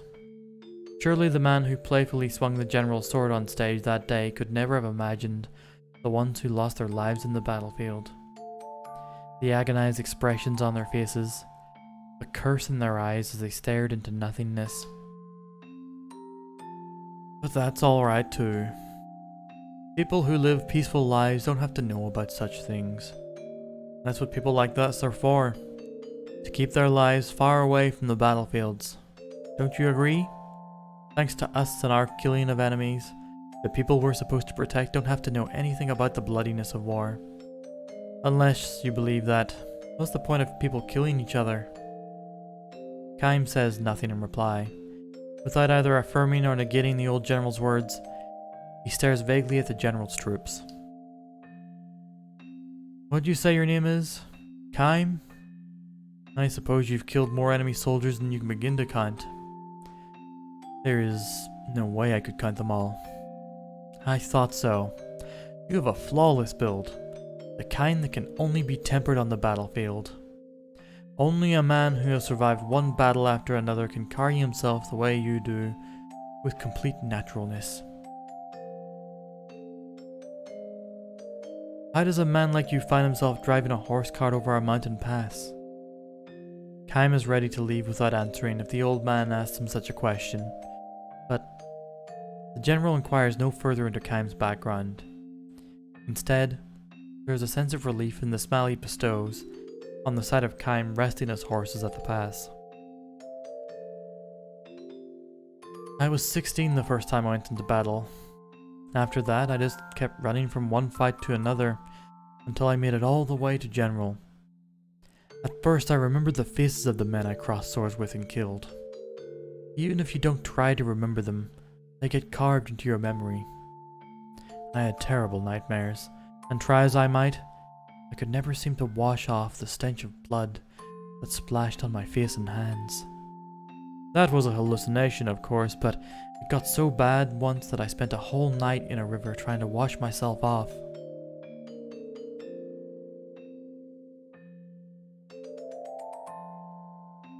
The general paused a moment to think about his story and went on. But after a while, you get used to it. You get used to fighting and killing over and over again. Your body and your mind and your heart, you just get used to it. That's how people are. So I stopped having nightmares. I killed all the enemy soldiers I could lay my hands on, and I forgot every one of their faces. It's the same for you now too, Kaim, isn't it?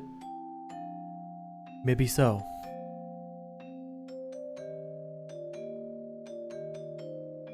It's like a curse. If you don't get used to it, your heart breaks.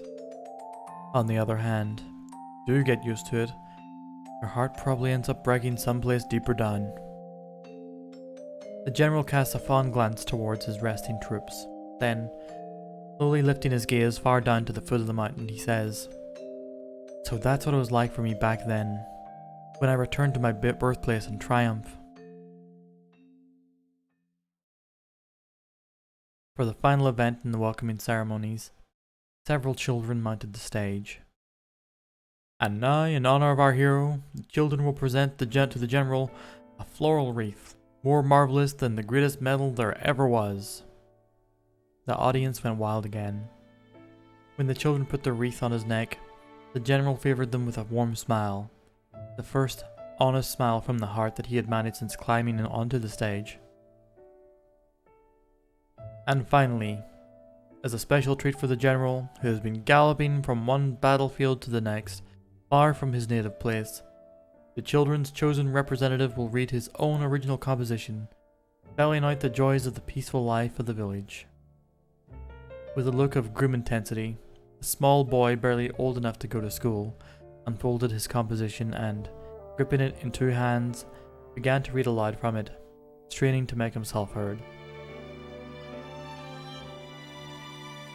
First, I'm going to write about one of the nicest things that happened to me. At my house, we have a pasture with lots of cows and sheep. One cow had a baby 2 days ago. I helped my daddy by stroking the cow's back with a handful of straw while she was having the baby. That makes the cow warm up so it's easier for her to give birth. The baby was born just before the sun came up. It was a tiny baby, but it could already stand on its own legs. A baby. Wow. I'm going to take care of this baby until it gets big. Dear little calf, hurry and grow up, okay? The general had tears in his eyes. Now I am going to write about one of the saddest things that happened to me. That was when my grandma got sick and died. She was such a nice grandma. I know her sickness made her feel bad, but she was always smiling when I was around. She let me hold her hand when she died.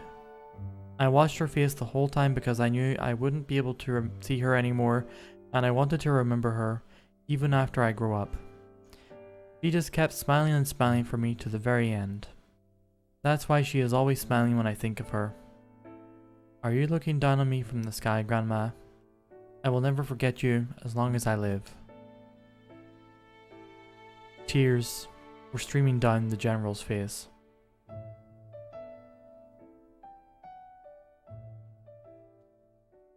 When the ceremony ended, the general left his village and headed for the town where the army headquarters were located.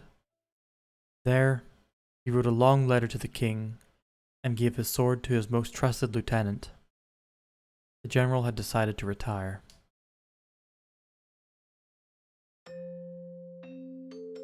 This was as big a surprise to me as it was to anybody, but when I heard that little boy's essay, it occurred to me. What makes us really human is to celebrate each life that comes into the world, and mourn each life that is lost. I didn't need medals anymore. I didn't need the honor of being allowed into the presence of His Majesty anymore. I wanted to be a real human being again. As a result, overnight, I went from being the village hero to being reviled as a traitor. The general turns to face Kaim and asks, "So, are you going to mock me as a coward who ran away from the battlefield? Or blame me for being a deserter who betrayed his own patriotism?" Kaim turns a gentle smile on the old man. "Neither," he says. "As a soldier, you made the wrong decision, but as a human being, you made the right one." The general strokes his white beard and says, "Well, my habit has changed too. Nowadays, I find myself stroking my beard when I'm embarrassed." Two men look at each other and smile. "Okay, back to work," says the general, standing with a grunt. He calls out to his troops. "Alright men, it's all downhill from here. Let's give it one last push and get back to the village before sunset." The troops under the general's command consist of 30 sheep, not one of whom is likely to take a person's life. "Tell me, Kaim, are you planning to go back into battle at some point?" "I don't really know," he replies. "I'm content with hurting for now," the general says. "I don't have the least regret for the decision I made that day. It would make me happy to think this could be a kind of lesson for you." With this parting remark, the general turns away from Kaim and begins walking. The sheep amble along after him in newly reformed ranks. Standing at attention, the general raises his right arm and waves his troops on. "Forward, march!" The command he had once delivered to tens of thousands of men in the battlefield now echoes pleasantly among the mountains of his native village. End.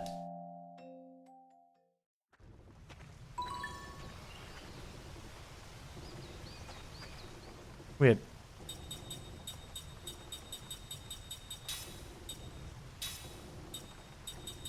Treasure beyond the waterfall, somewhere in Tosca Village, a present from time from the children. Our memories have gameplay value. We are quadruple listening to everyone now. But yeah, Classic indeed. That's one of the stories that was more memorable. I was waiting for that one.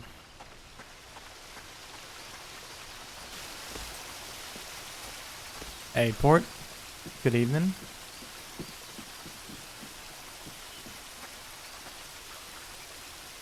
Hope you're doing well. Medusa's head obtained. Man, we're getting some fucking anti-petrify, grants immunity to petrify. Sure, I'll take that. We're getting some sick, gosh darn stuff, items from this treasure hunting business.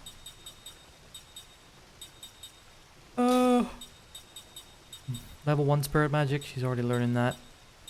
Level 1 composite magic, she's already learned that too.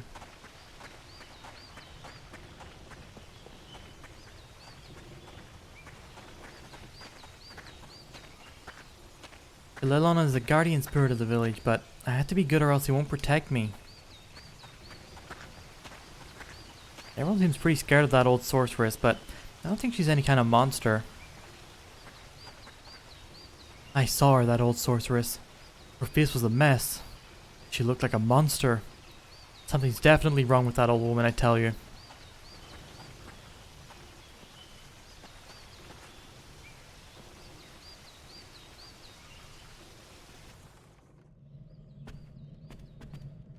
Welcome back, Kime. Where you been all this time?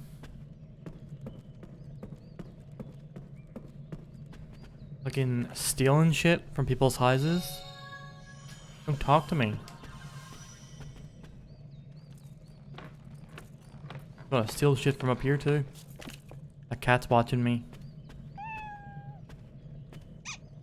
Oh!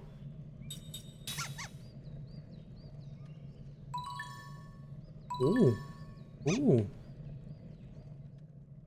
Adamantus? Man.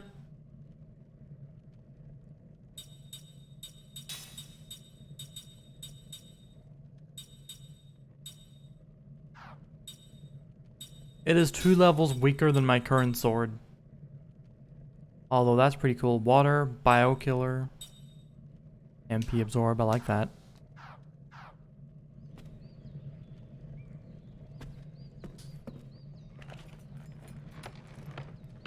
Yeah, we're saving this village from a horrible fate.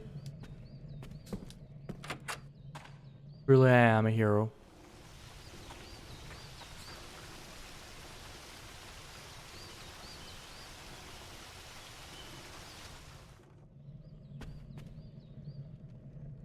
Oh, of all the people, it's Kime. Hey everyone, we got a visitor.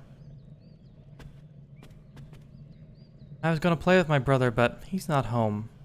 Probably I'd get into trouble again. That dog sounds so sad. Well, well. Thanks for visiting. I know this place isn't so fancy, but I hope you like it all the same. Oh my, might have tea. I asked my son to bring some, but he never listens to me. He's always making me worry to no end, that little troublemaker. Shh, quiet down. I wanted to jump out and scare someone, but nobody's coming. What's my go-to? My go-to is a DualShock 4, or whatever you call the PS4's controller. DualSense, 6-axis. I literally have no idea. The PS4 controller. PS5 DualSense plugged into the PC port, just like the PlayStation hand feel. Yeah, I've always liked the shape of their controllers like better than any.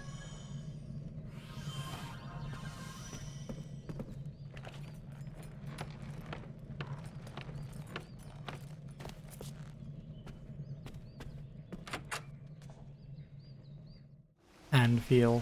Is that a thing? We just saying hand feel willy-nilly now? No one to tell us otherwise. This road leads out of the village, but you'd best avoid it. It's dangerous out there. There are a lot of games that work natively with PlayStation controllers, but there are programs you can use to have them read as 360 controllers for programs that don't. I use one DS4 Windows, but I hear that later versions of that might be a little bit spyware-y. But you'd probably have to do your own research into that to find out what the real deal is. I got my version long before those, what's the word? Accusations, comments, warnings came out.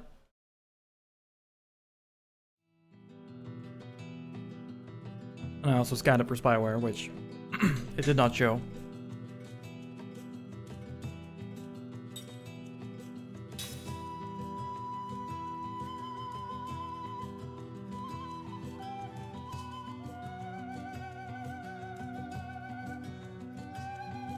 I tell you what, the 360 heats up a room.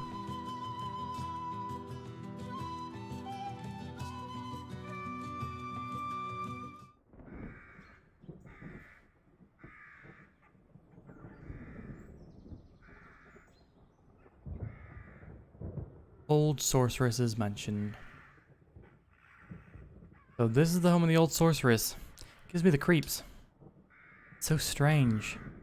I can feel an intense magic energy covering the entire mansion. That means the old sorceress is here, right? In any case, we gotta find that woman.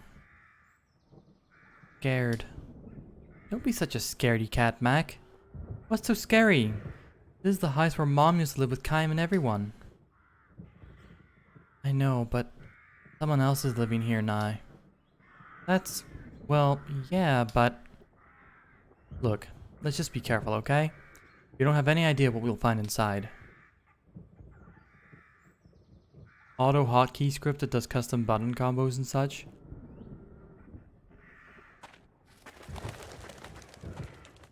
It's a pretty.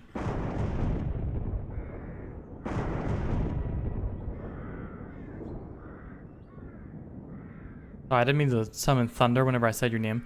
Would you have an idea of how to do, like, pressure sensitive buttons with such a thing?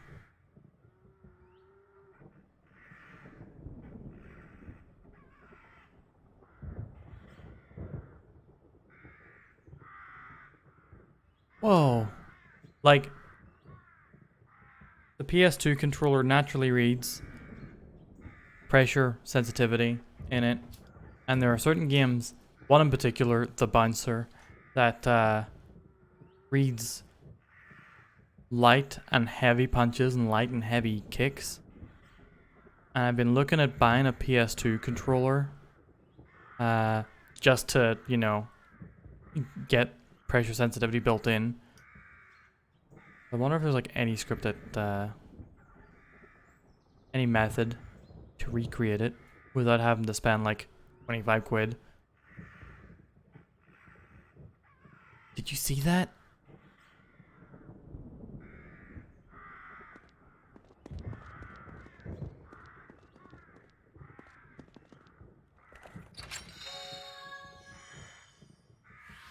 Soul medicine.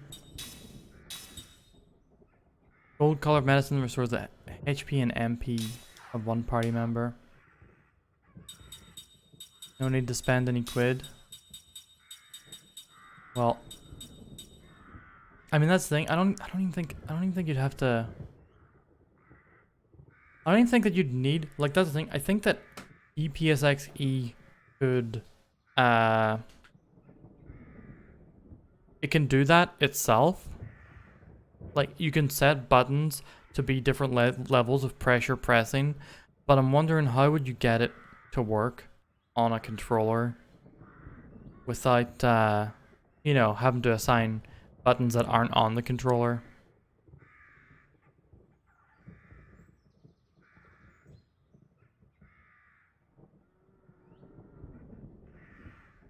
Because my other option was like literally using the keyboard for button presses in the game and just use an analog stick for movement, which is not like the worst thing, I guess, but it had to be switching hands a lot, I think.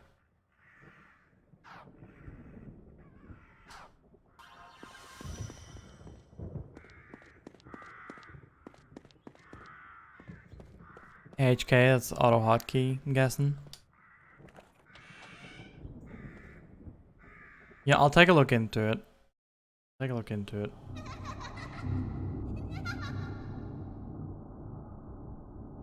Oh dear. What the hell was that?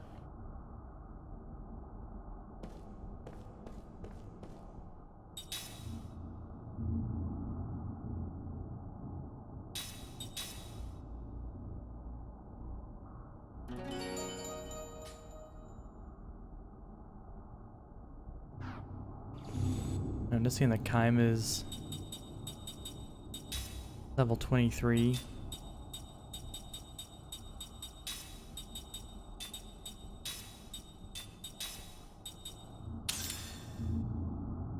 We'll keep him up for now.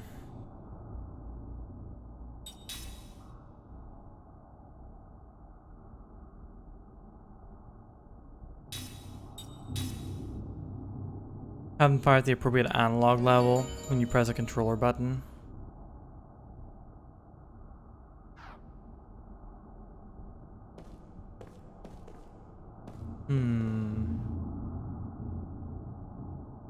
The only question is how would I activate that on the controller? I might just have to play the button. I think I might just get the controller, to be honest with you. Oh yeah! Hope that works.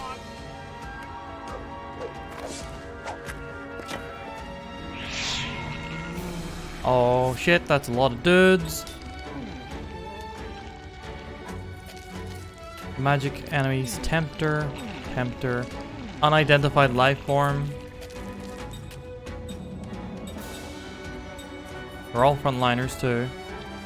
What's happening in this game? We play as an immortal dude who has been fighting for an army, who's recently found out that he's an amnesiac, I should say, and he recently found out that his amnesia, as well as the amnesia of other immortals that he has since met, has been down to another immortal. Essentially, he's been manipulated into being a soldier by this one man. Now we're trying to find the people that we used to know from our previous lives, to regroup with them and to get revenge on this one villain, Gongora. Right now we are currently investigating our main character, Kaim, his house that he used to live in decades ago with his also immortal wife. Has had an old sorceress take up room in it, so we're going to get rid of this old sorceress, see what her deal is. There's magical enemies, right? They're magical, or are they spirits? Yeah, they're all magic.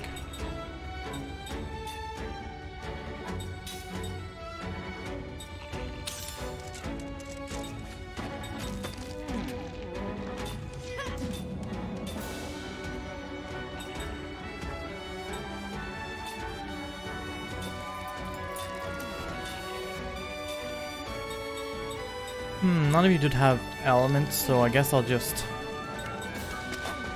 use some spell on all of you.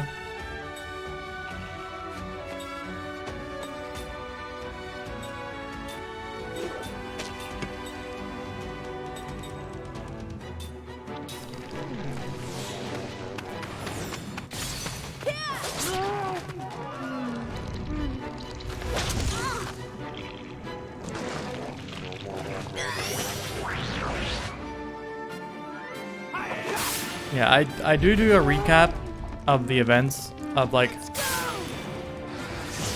the story so far, as well as like what happened directly in the last stream. I do at the start of every Lost Odyssey stream, so if you ever want to like catch up, get a primer for the plot while I'm playing this game, you can always head back to the start of the VOD. You get a deeper explanation if you are wanting one.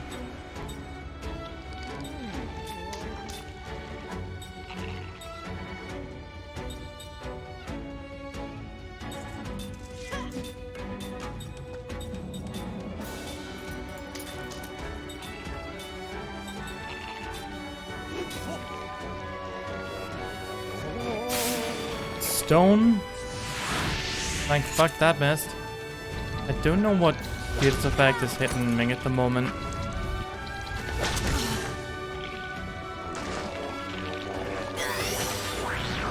God damn. That's a lot of damage.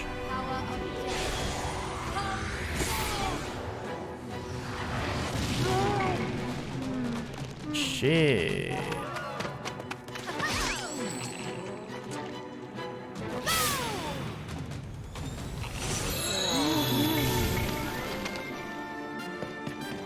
Okay, so it seems like regular elemental magic, or at least fire magic, doesn't work on those guys.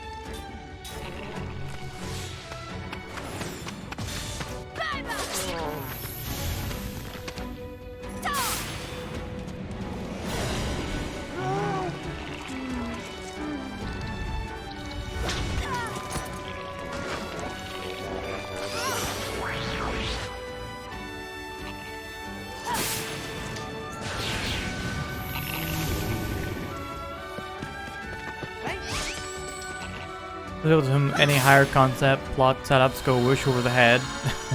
Fair.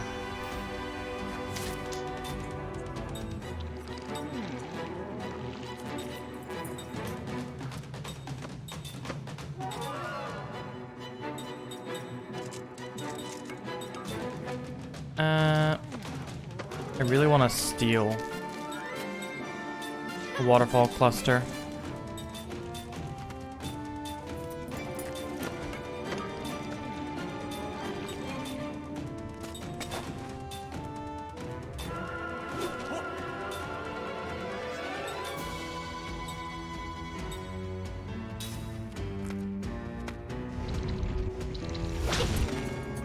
Nice dodge. Big damage.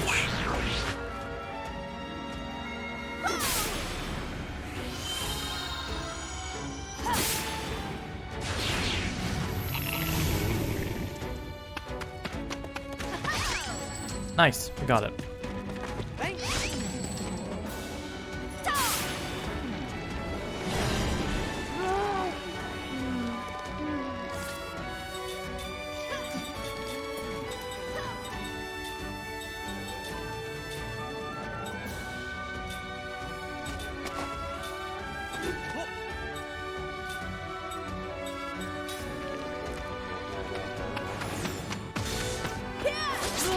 Edge, not edge.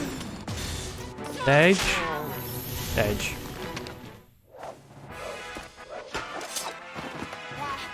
What a cinch.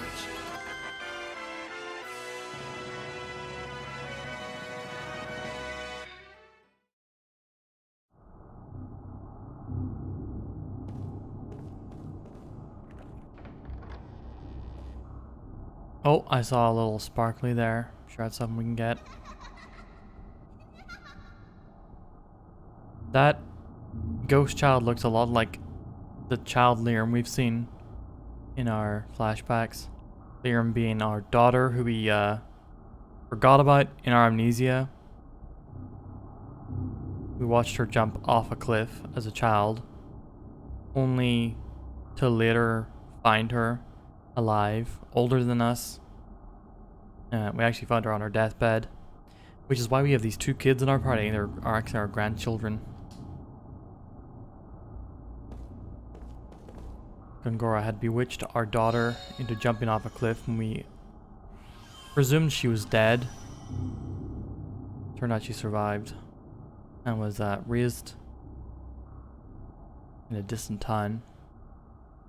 Warmth brings no solace. I can't read any more of this. It's all falling apart.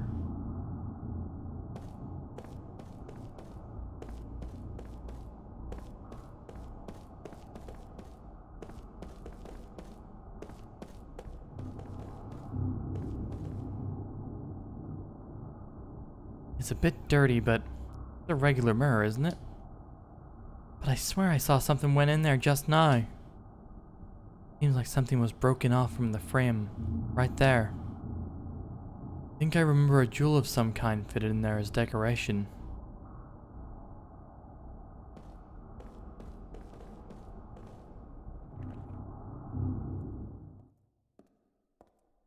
Are you remembering?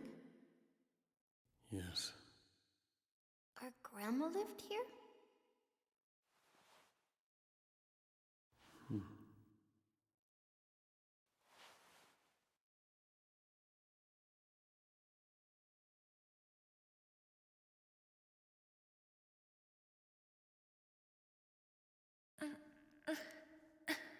Let me, Sarah. Oh.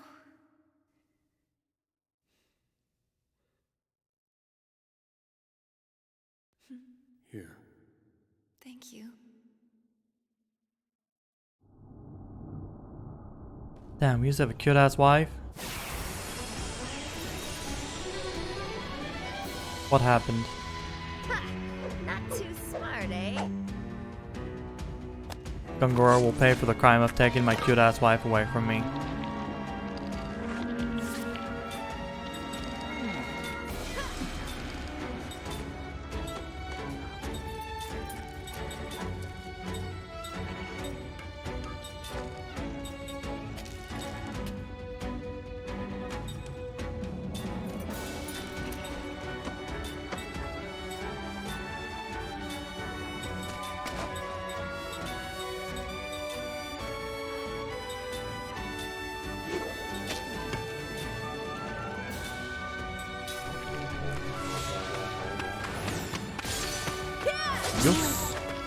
Oh, they're back rows? Shit, I didn't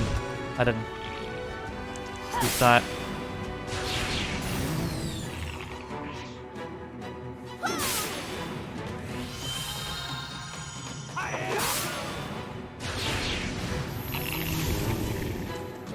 Let's go!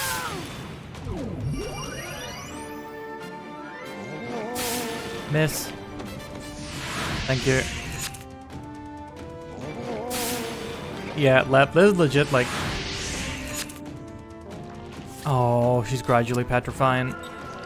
Yeah, this is legit, like, one of my, favorite general battle themes in a game.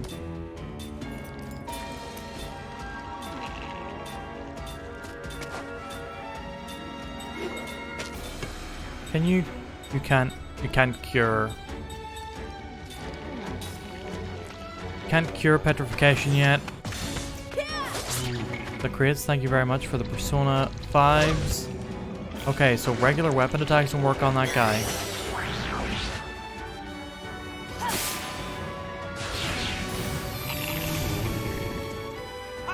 God damn. Thing with the buff is very strong indeed.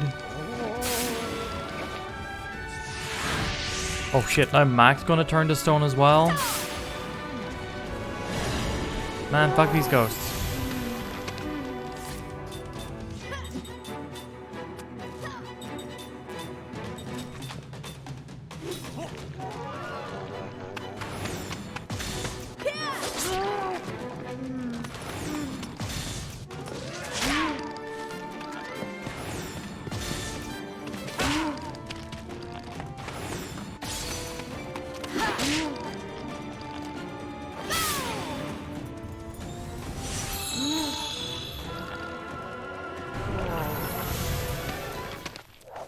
Oh, just said Cook is completely petrified? Does that wear off after the fight?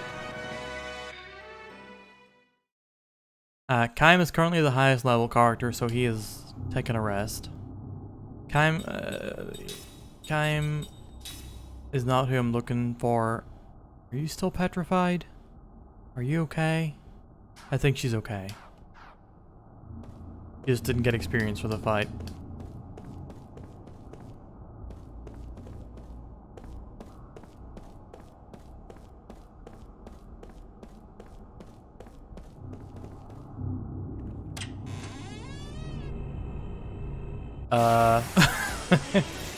Oh shit, it's the shadow door. I forgot about the shadow door. Boom, boom, boom.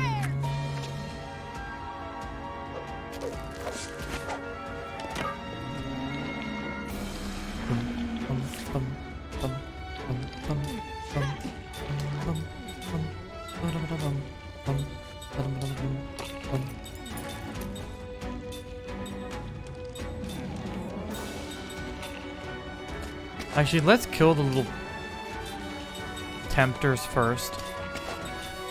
Because they're the ones that can paralyze.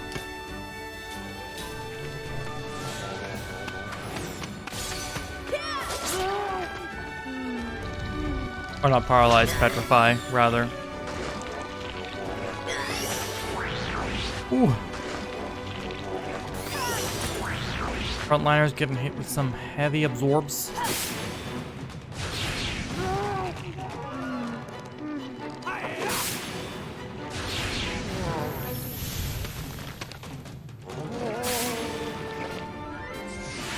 Shit. That is Ming gonna get petrified.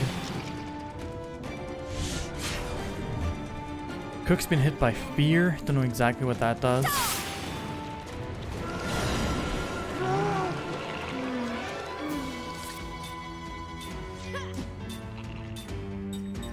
Alright, power up Jensen's spellcasting.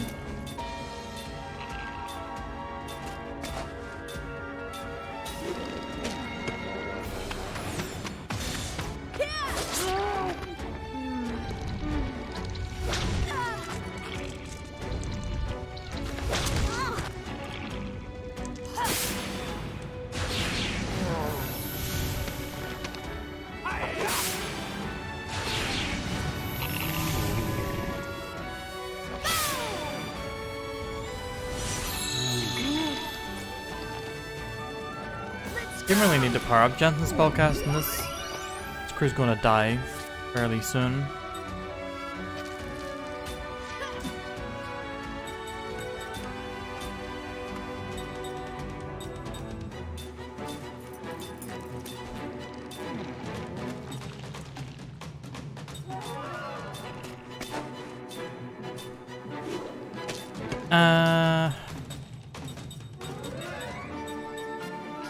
We got a zapper.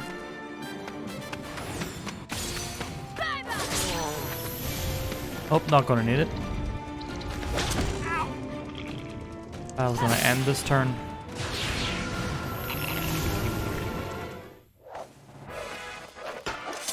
That seemed like a needless battle.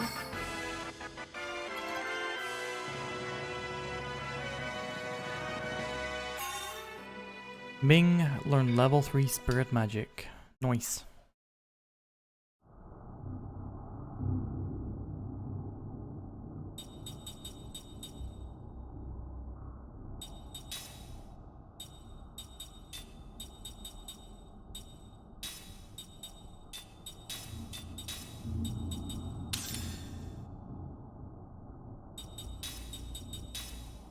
Okay, we'll set that there. Who will you skill link with next? Absorb transfer? Nope. Factual analysis? We're currently learning that. Oh no, we were learning that from an item, but I stopped it.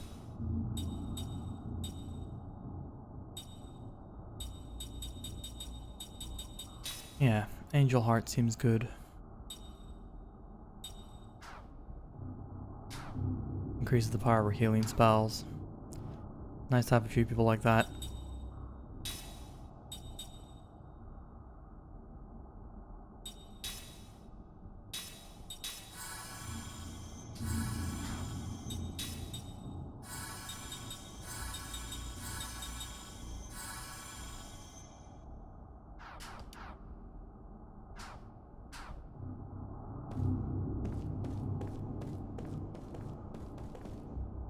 Will it happen again?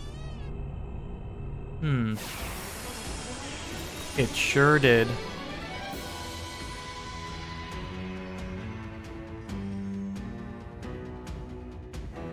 I can do this.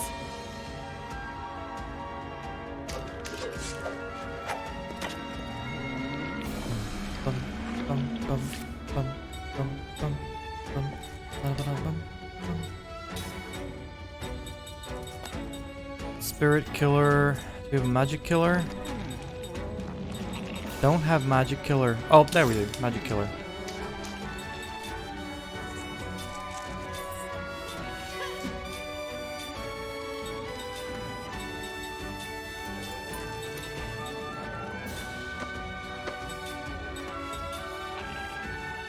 Wait, does she have new composite magic now? We've got... No. No. I thought she might have got new composite magic since she's got spirit magic in the mix now as well.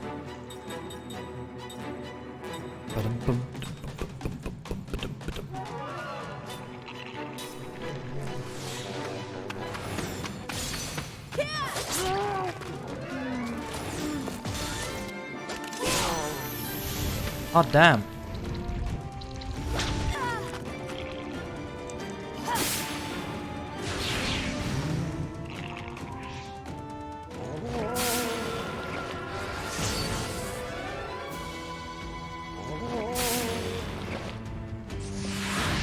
Oh, successful stone on Ming. Successful fear on Cook. I still don't know what fear does. Let's go!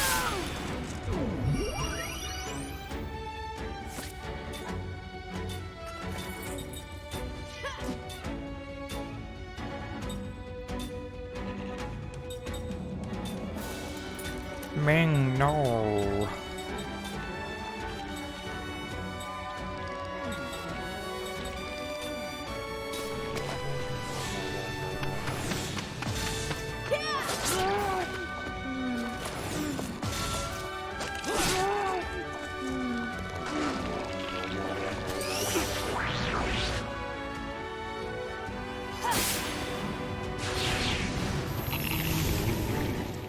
Okay, Shine should kill at least the guy in the back row.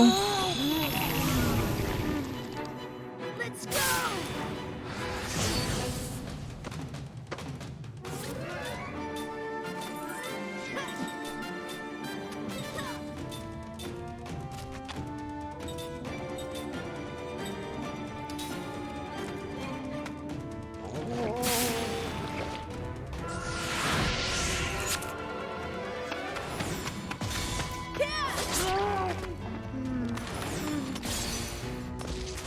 Oh, you can. Shit, I really thought that would kill. Oh, Ming's gonna turn full to stone.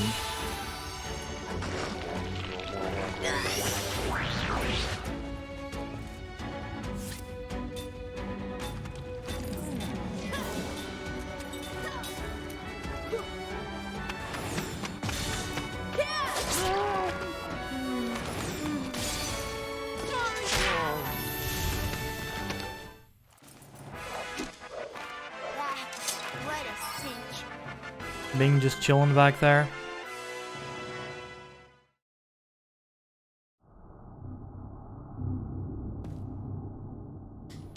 Oh, they dropped an item.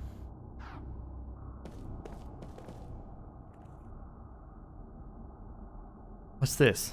Some kind of gem? Hey, wouldn't that be part of the weird mirror? Wow.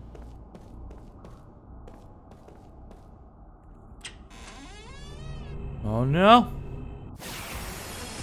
Surely I was thinking the third door wouldn't also be haunted. No one's gonna haunt 3 doors, come on now. Better say your prayers.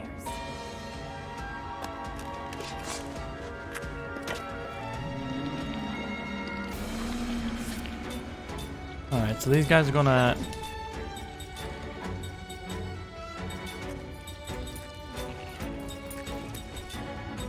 take on one dude at a time.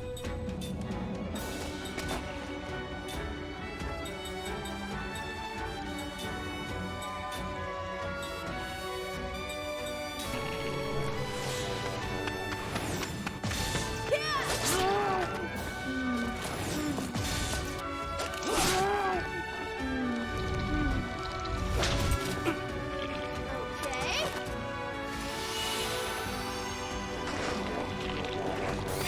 Shit, did they really not KO that one dude themselves?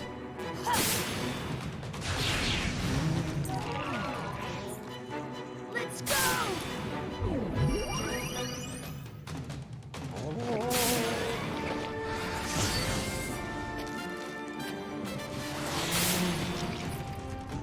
Love the choosing move screen.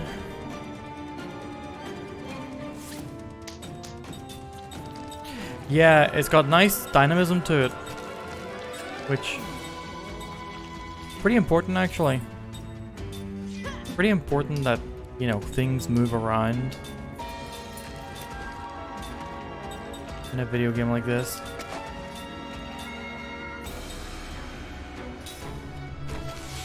It makes the battles, you know, a lot less boring.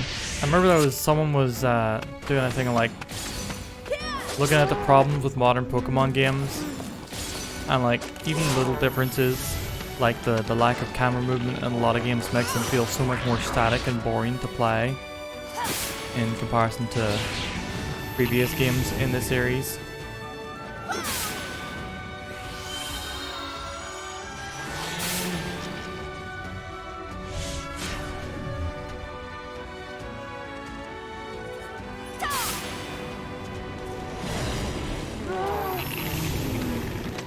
Okay, one more. Just gotta get the fuck out of this guy.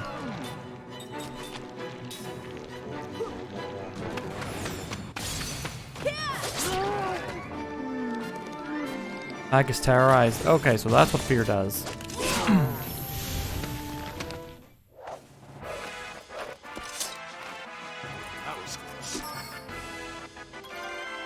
Kime has leveled up. Seth learned anti-petrify, which seems useful in a place like this, but they keep trying to petrify Ming, so we're actually going to give Ming the old anti-petrify.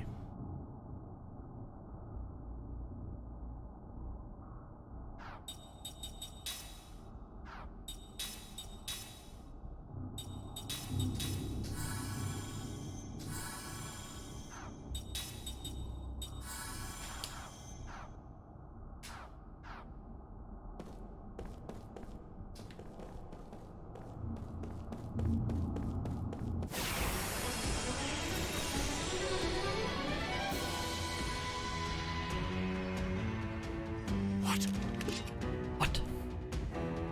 Eee.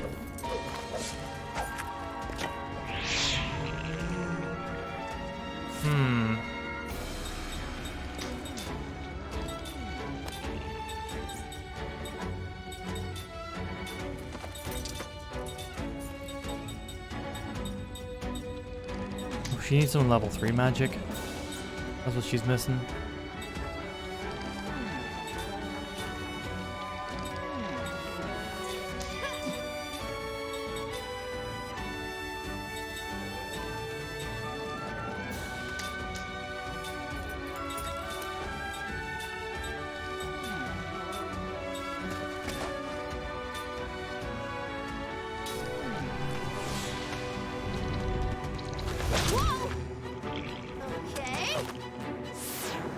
Noise. Kime is not casting this turn. Provided he doesn't take a shit ton of damage, and he doesn't look like he's gonna. Okay, he did take some damage, but I think magic attacks might not interrupt turn order.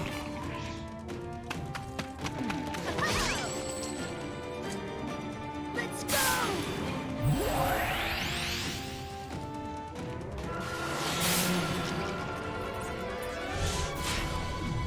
Hit him with the shine, Kime.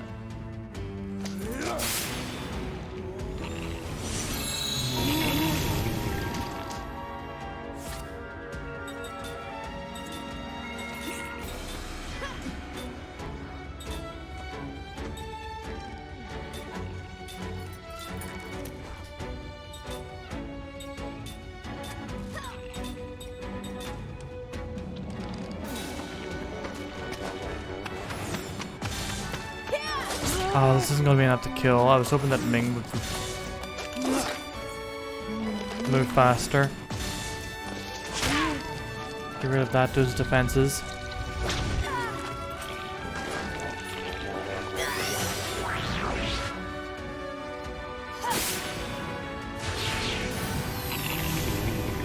Like so.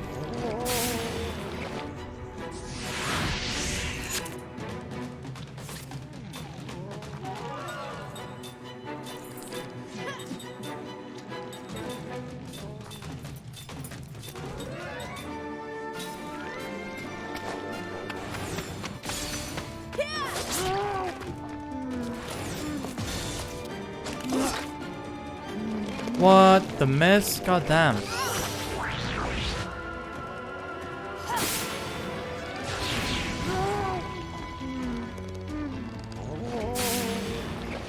Cook might turn to stone if we don't get them killed this turn.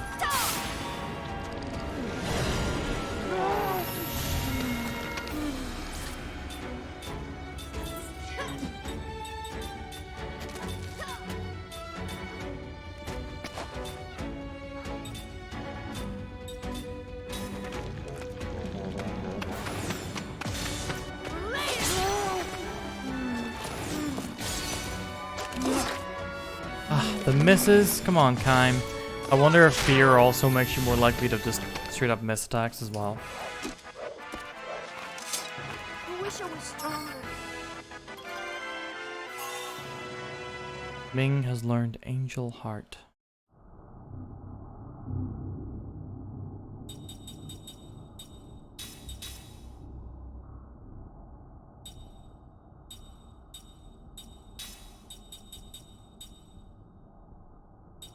I think it's me. Just straight up sucking.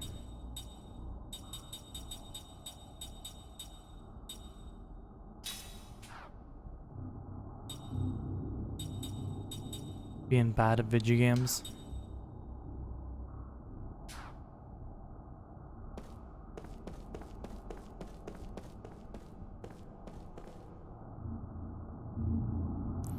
Looks like that gem was part of this mirror. Let's try putting it back. Up there. What's that light? This mirror looks kind of different from before somehow. You're right. I feel magic power beyond the mirror. It's as if there's another world inside of it. The other side of the mirror. Hey, should we try going in? Sounds exciting.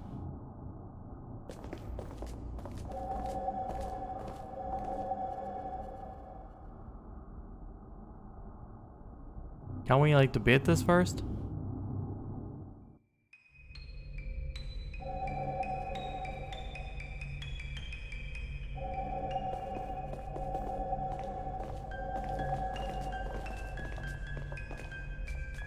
Well, this is nicer than I expected.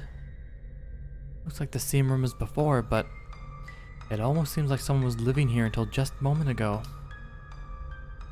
It's as if the clock's been turned back for this room alone. I wonder if this is some kind of past world, created within the mind of the sorceress. Which means that we stumbled into it when we went through the mirror. What is it? The mirror. The light in the mirror is gone. Are you serious? This means we can't go back? What are we gonna do? Calm down, you guys. Especially you, Jensen. The sorceress shows up at the village every once in a while, doesn't she? So there must be some way back to the regular world. Surely we can find it somewhere in this mansion.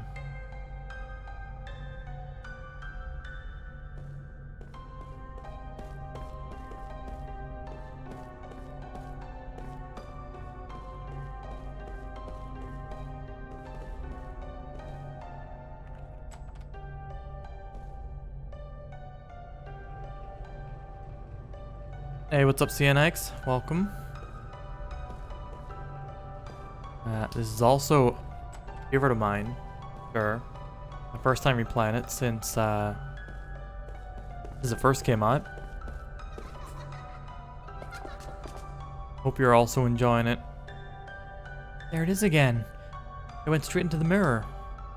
Maybe it's trying to guide us somewhere.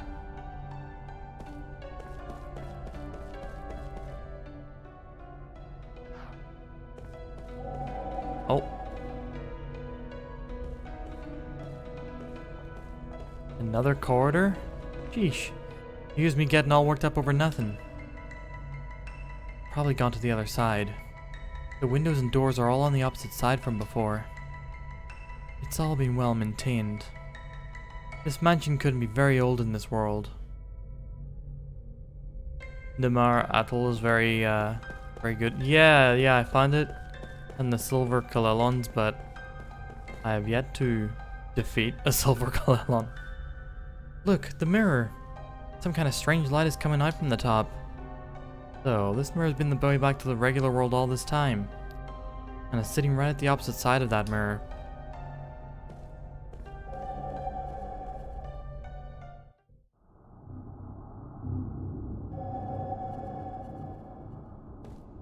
Okay.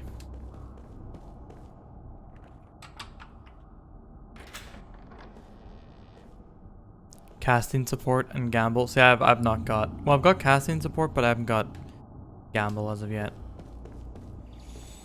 But I'm sure we will get there. Wait, I saw a little chest up here. You're all obtained. Nice.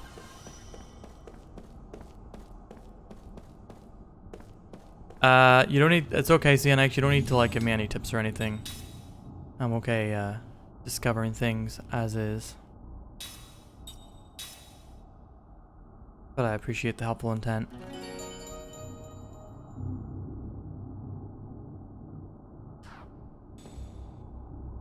Alright, but that, my friends, is gonna have to be it for tonight. Sorry to end so soon after you came in, CNX, but it is getting pretty late over here. It's nearly, it's 10 to midnight. And I did stream for like 6 hours earlier today. Playing some Draenus, which was a damn good game. Damn fine game. But yeah, I need to get me some sleep. I've got to wake up in, well, about 6 hours as it happens. For some work. But yeah, I will be back again. Next time we'll be playing Lost Odyssey will be Wednesday evening. So please look forward to it. Tomorrow we're going to be playing, and I'm going to say we're going to beat Legend of Zelda Breath of the Wild tomorrow, even if I have to stay up to do it. We're going to finish finding all those memories. We're going to head to Hyrule Castle, finish exploring the final region. And going to beat up Yult Ganon, which means for Sunday I'm going to set a new game. I may as well announce it. I'm going to be playing God of War Ragnarok next Sunday. I don't know what game is yet replacing Draenus. Haven't figured that out. But yeah, we're also going to have more Horizon Forbidden West next week. On Friday, I reckon probably going to have a scoop of PB. A little scoop, maybe. And then on Saturday, of course, AO Hell will be joining us for a Having a Hoot in the evening. So it's going to be a week jam-packed, full of video games. More video games than you can stuff into a sock. And of course we're going to have, yeah, more Lost Odyssey, I've already said that. For now, let us finish up, and we're going to go and raid